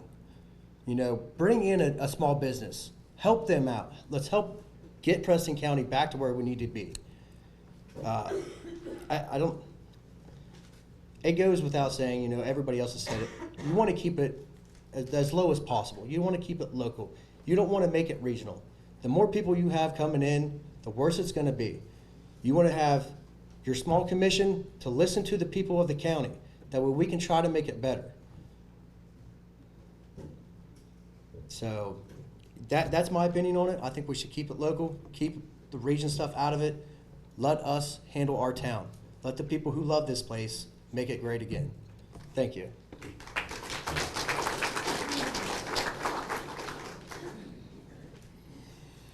And Hunter Thomas.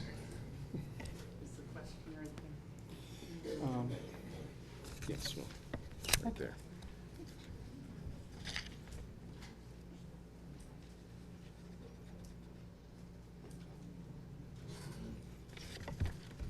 Yes, so like everyone else, I'm completely against regionalizing and consolidation. When you consolidate and regionalize stuff, we lose pride in our communities. I know a lot about pride. This Saturday, I just hosted the Preston Town Cleanup. It's the second year I've done that. I take pride in my community. When you regionalize stuff, you lose that pride. So we have to keep that pride in Preston County, and that's how it's going to stay. Just like the others said, economic growth. We need economic growth, but we also need to work with the towns to help them with budgeting and grant writing and other ways to bring in revenue so they can succeed at what they do. In Preston right now, I know this from being very involved in the town council, we don't have any town employees. So we get together and do all the work together. So I believe if we can come together and use what we have, agritourism, create infrastructure for economic development, that's our biggest thing. I will be an advocate for that. And just do the duties of what the the West Virginia Constitution says that county commissioners have to do. And that's what I will do. Thank you.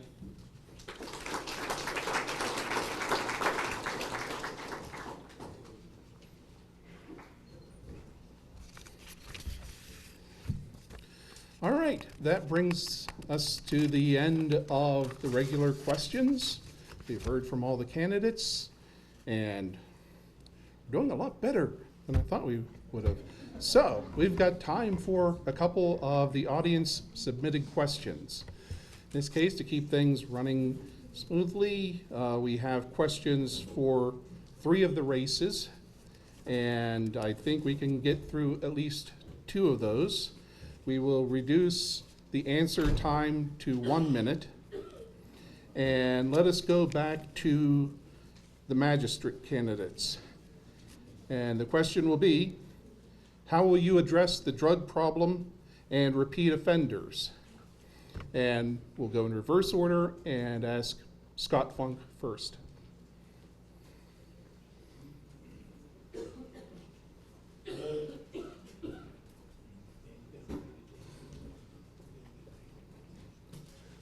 The drug problem in the county is, and it's just been said, I think Mr. Jennings and falls back to magistrates or it falls back to the police. You're not doing your job. Well, if it's a community effort like I've heard here tonight, well, it needs to start at home. We need to have more family values. If we have more family values with parents taking care of their families, then half the drug problem wouldn't be here. But it is, so we have to deal with it. Well, like I said before, magistrates don't write the laws on the books for the state of West Virginia. We enforce the ones that are there. We will do that. I will do that to everything I can do, to the maximum I can do. And what was the second part of the question? How will you address the drug problem and repeat offenders? Repeat offenders, the more they come in, the more you see them, the heavier the fines you can give them, the more time you can give them. And one thing that's been brought to my attention is that bail is not a punishment. Bail is set for the severity of the crime, and the bail is for the guarantee that that person will return back to court. That is the object of the bail. And I know there's a lot of confusion on that. Bail is not a punishment. Just make sure they come back to their day in court.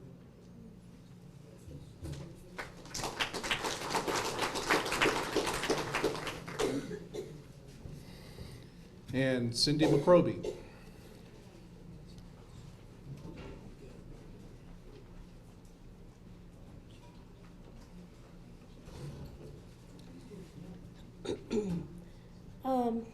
Again, safety is priority.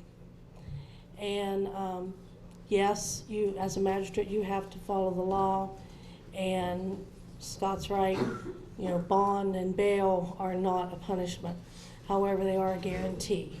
And you have to be responsible when you guarantee that you will appear, or someone guarantees for you by posting your bond that you will appear. So again, safety is very important. I think one of the big things too is that when repeat offenders come in again and again, you know, obviously something's not working. And I think one thing that needs to be looked at is revoking bonds. And that just doesn't seem to happen in this county at all. So when someone violates that bond as a repeat offender, and some of them they've been on the same bond many, many, many times, there's no accountability. So we need to make them accountable by revoking bonds, and I think that's one thing that'll decrease the numbers that we have. And also, you know, times have changed. We have a lot more drugs and different types of drugs, more serious drugs in Preston County than we've ever had before. And I think part of that has come from the fact that there's been some, you know, we've been kind of lax in holding people accountable, and I think it's time. Thank you.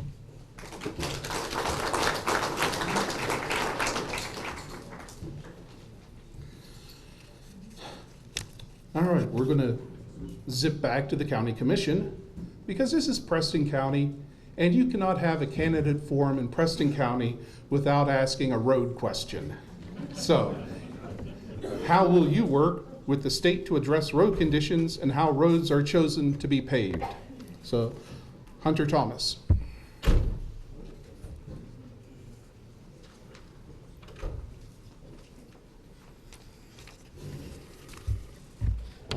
I am an advocate for better roads, like we all are. It helps our communities. It helps everything. but I am not a person that is gonna sit and say I can fix everything, but I will definitely be an advocate for better roads.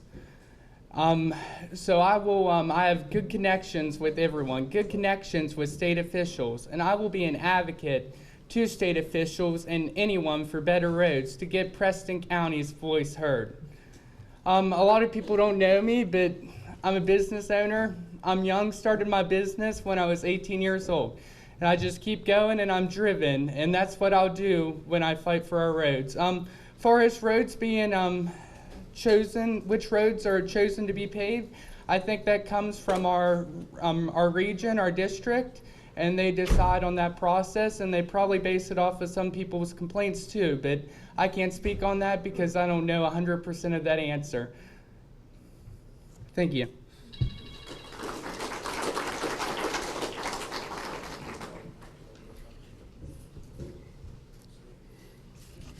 All right, and let's see, where did we go? We're going with Tim Moore.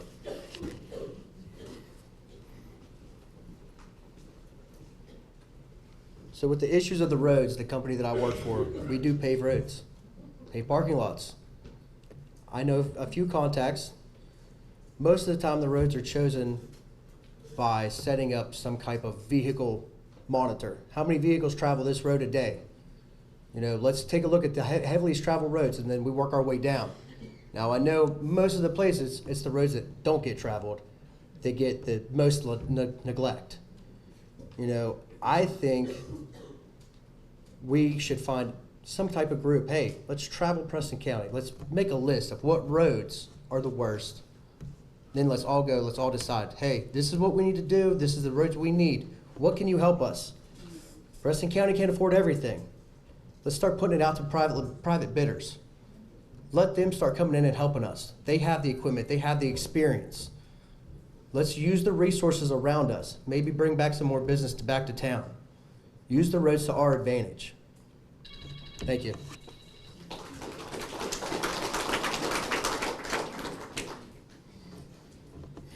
Kevin Fike.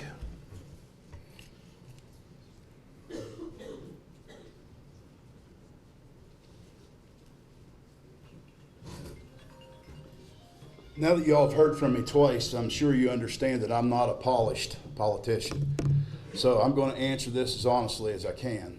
I would deal with it loudly, repeatedly, and relentlessly. I would use the contacts that I have with Randy Smith and my fellow commissioners, if I'm so fortunate as to get your vote and set on the county commission to represent Preston County, and try to figure out every possible avenue we can to do more. I currently work in the natural gas business. I'm contracted directly to TC Energy. And currently I have 3 projects going. I have 2 in Belmont County and one in Guernsey County, Ohio. It just blows me away. I can go in the most rural area of Belmont County where you would think a snake wouldn't crawl, and I'm on a road that stays under my vehicle. There's a meme that goes out on Facebook all the time. They talk about the roads need to be street worthy. At some point in time, we need to figure out a way to get enough money to make the streets vehicle worthy and continue to work on that. I think that there's been a lot of good work and a lot of good effort done to this point, and I think it just needs to be more effort. I'm asking for your vote to be your county commissioner. If you give that to me, I won't stay in hotels and work in Ohio anymore. I'll be here 7 days a week working on just the items that we've identified here as a group tonight, all of us, that need to be worked on.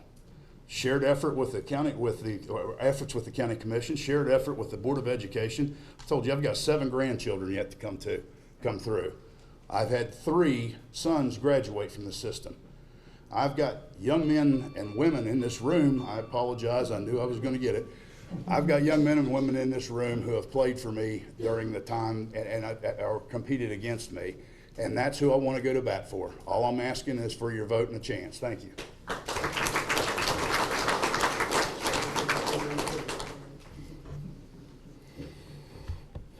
And Dwayne Bischoff.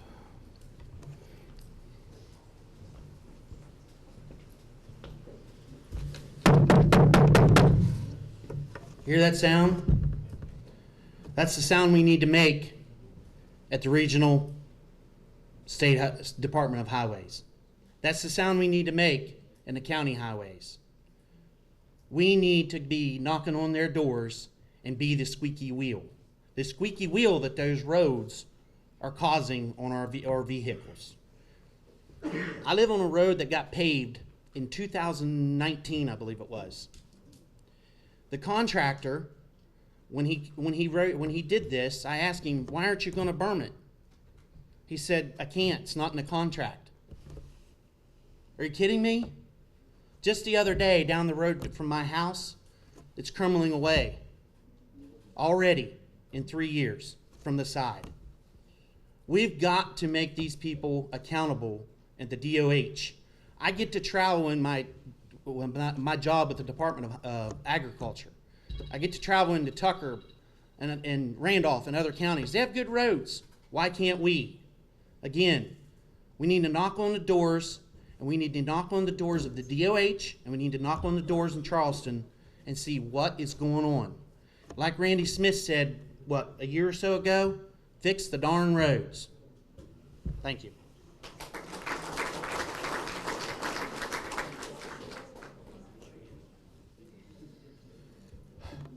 All right.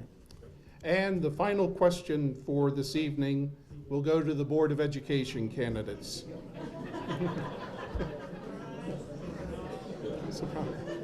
Because these are all the questions we got for the board. If you want to stay around, we can ask 3 or 4 of them, but let's just do the one. So, yes. So our question will be, what would you do to fill needed positions, teachers, bus drivers, etc.? Bill Tribbett.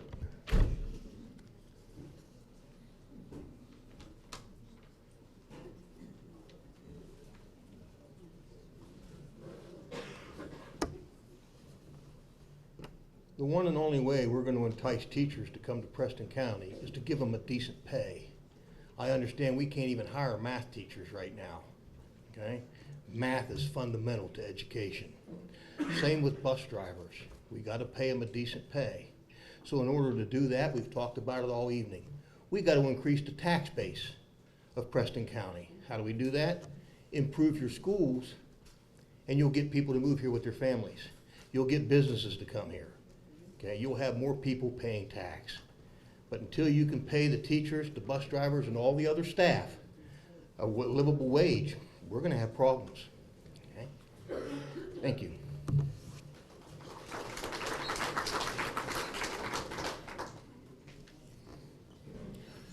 Stephen Wise.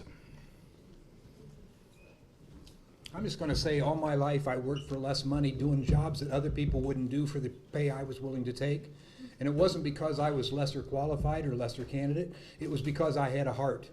And I can tell you this, the people that I've met in our school system have hearts for our young people, and they care. Would it be good to pay them more money? Absolutely. I think pay should be a reward for work well done.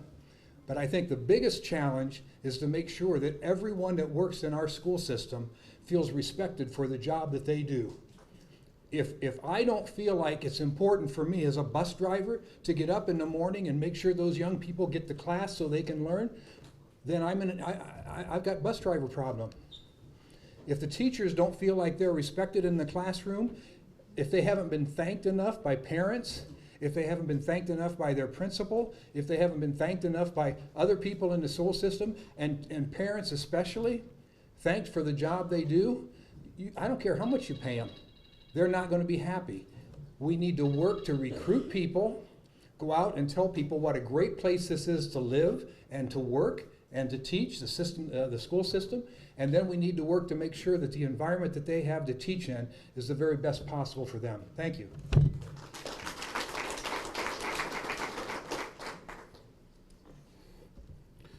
Sean Lambert.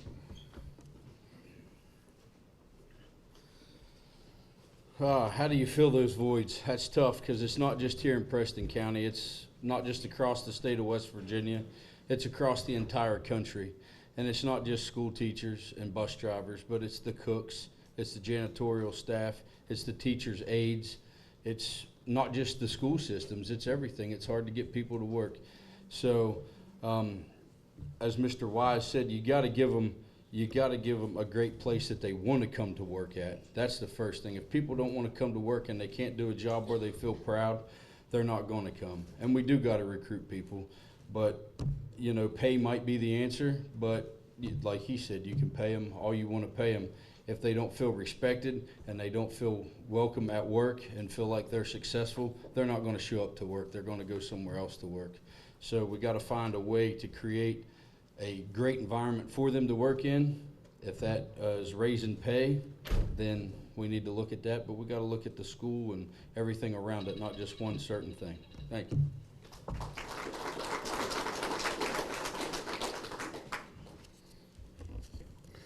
Nathan Moore.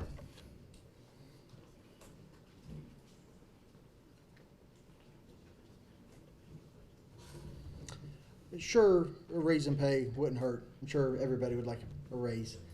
We have a great group of teachers and staff that go out and do this every day for our kids. So we should look at a raise. But we also need to look at the conditions they work in. We need to make sure our schools get fixed back up to the level they should be and be maintained.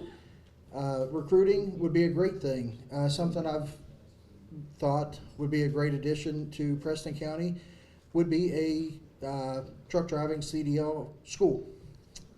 That is something we could recruit from directly into the school bus system. These folks get up and do it every day, and they have the lack of subs if they can't make it. You know, so recruiting and home growing, I think would be a great idea. Retaining, I don't think a contract would be a bad idea, especially if we do implement something to where we grow our own bus drivers, teachers from local colleges. Hey, when they come in, give them a good pay, have them sign a contract, and we'll grow a great school system. Thanks again.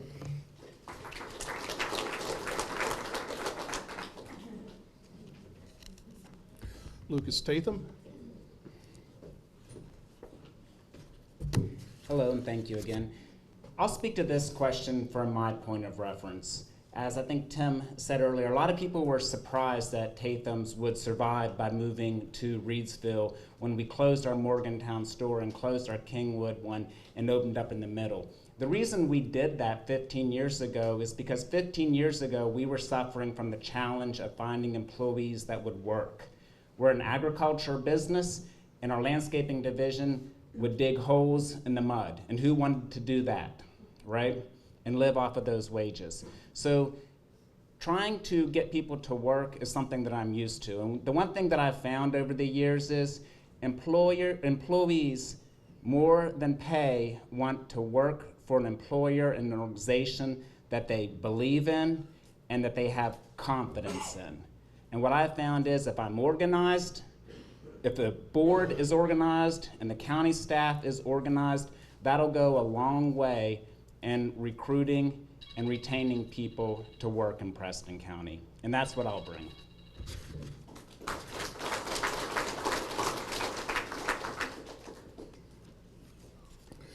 Jeff Zigray.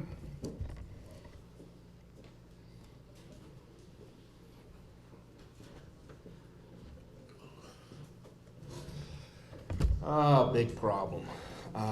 But I think we have the resources in Preston County, and I hope Jeannie don't get upset with me, but right now we're trying to work with the Buckwheat Express to solve some of our busing problems. I hope we can work it out. I apologize for bringing it up, Jeannie, but that's one thing you could do. Work with what you have in your community. Also, the respect of your employees. And I know people say, in the olden days, well, in the olden days, we used to wax floors as teachers and help out when stuff needed moved and vice versa. And you respected the janitors, the cooks, and everyone. So I think a little bit of respect goes a long way and the people appreciate. And I took a pay cut. When I came here from Pittsburgh, I took a $10,000 pay cut, and I told my wife, there is no way we're going to be able to survive here. But this is such a wonderful community. I told my dad, I will never leave this area. And he looked at me like, what? I said, Back then, nobody was getting shot. We didn't have a drug problem, but it's still a nice community. Thank you.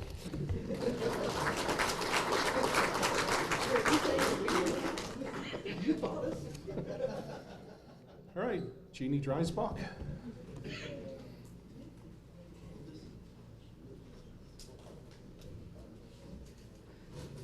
Yes, big problem, and as Mr. Lambert alluded to, it is nationwide. And I have several friends with both WVU and Fairmont that are in the higher ed business, or, you know, they're training teachers. Young people are not entering the profession. They are not getting into education. A lot of pilot programs are going on throughout the United States where you grow your own. And I'm thinking this concept might be something we need to embrace here in Preston County, because our kids are our biggest resource. As I said before, they are our heart and soul. And I can't say enough about the teachers in this county, the past 2 years doing double duty, teaching remotely, teaching with kids simultaneously. You know, teachers are great multitaskers, you got to admit. And our folks here in this county hit the ground running, more so than so many other areas. And I'm so proud of them. So we got to keep that.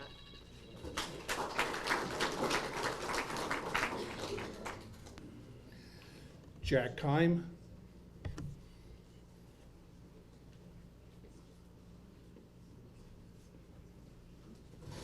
Now, I'm not going to say I told you so, but I told you so. There would be enough questions to last till 2 in the morning. But the thing of it is, when you look, as you've heard, all the board candidates, they've referred to respect, they've referred to responsibility, 2 of my acronyms.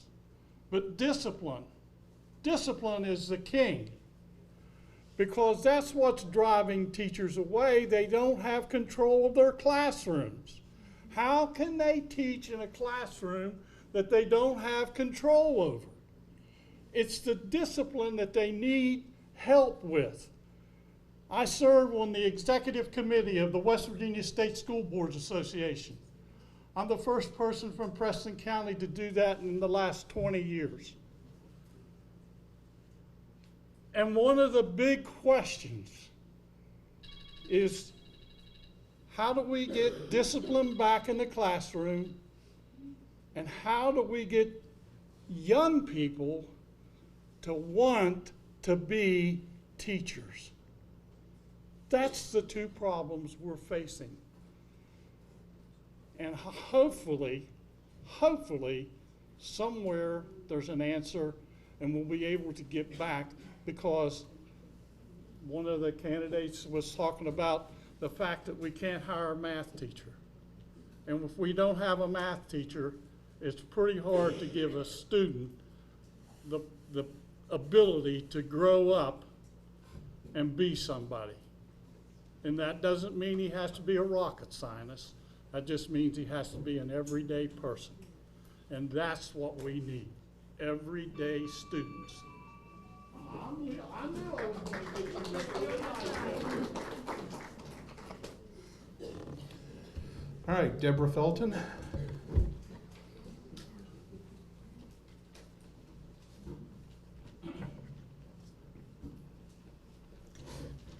I'd like to go on record tonight that Jeff Sigray is older than I am. But Jeff and I were talking outside. I mean, if you're a teacher, you saw this coming 15, 20 years ago, and definitely 10. And I agree with a lot of the people here. If you talk to a teacher, it's lack of discipline. It's lack of respect. And in our county, which borders Pennsylvania and Maryland, it's lack of money. You can cross the state line and make a lot more money. And young kids really seem to like money. And in fact, I'll tell you, my son, Jeff and I talked about this. I when I was in school, a lot of teachers' kids became teachers. And we don't see that anymore. And my son has never told me what his salary is because he's not in education.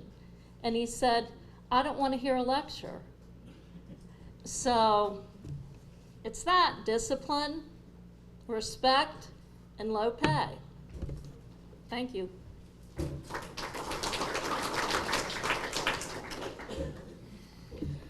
And with the last answer to the last question of the evening, Cross Kisner.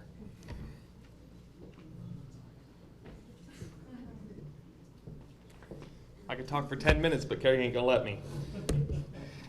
Well, previous life was in software. We had a startup company in Morgantown that I was part of until we sold out.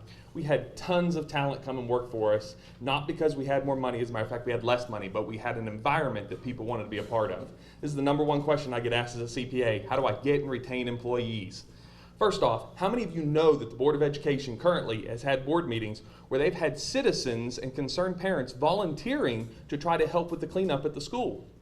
Why is that not being mentioned and brought up? And that the answer to that was, we'll get back to you and see what you can do. That's not acceptable. We got parents and people in the community that want to be part of the solution. That's part of what we've got to tap into. The answer should have been, thank you, that's great, we're on board. Now let's figure out how that works, not let's get back. All right, we've got to create an environment. Discipline's going to be the #1 thing. My wife wanted to teach in Preston County before she could. She had to take a job in Mon County. That job paid more, but it wasn't a student that cared to be a student. It wasn't parental support that we have here in Preston County. It wasn't the environment that will attract teachers and will attract staff to this county.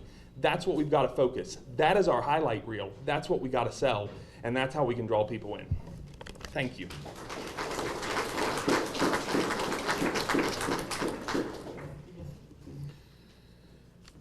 All right, well, we've had quite the informative evening. I hope all of you use what you've learned here tonight when you head to the polls, whether it's on election day or early voting. Early voting begins April 27th. The election day is May 10th. And remember that every vote counts. And even in the primary, we have the nonpartisan races, which will be decided. So it is just as vital to come out in the next few weeks as it is in November. Now we got to put in a quick plug for me. If you'd like to see more from some of the candidates, I encourage you to check out the Preston County News and Journal. We've been publishing candidate questionnaire answers this month, so please read and keep me employed. And with that, is Bo here? There he is. We're going to close tonight with a few more words from Bo Burnside. Thank you. So I've had a lot of requests from the people in the back to ask one more question to the Board of Education. So my question is, no, I'm just kidding. I want to thank all you guys for coming out here. This has got to be the first time in the history that we've had to get extra chairs out of there to have people come here. So it's just a fabulous turnout. We appreciate it. We also want to really thank Tri-State Productions and Mountain Digital Services for streaming this on their YouTube channel. Just helps our reach go so much further, and it might help on the bill we receive in a couple weeks there. So it's very important for the Chamber to have all you guys here. Our elected officials are the ones that is going to help Preston County and the Preston County Chamber of Commerce connect, grow, and prosper. So with that, I'll let you guys go, and thank you all once again for coming.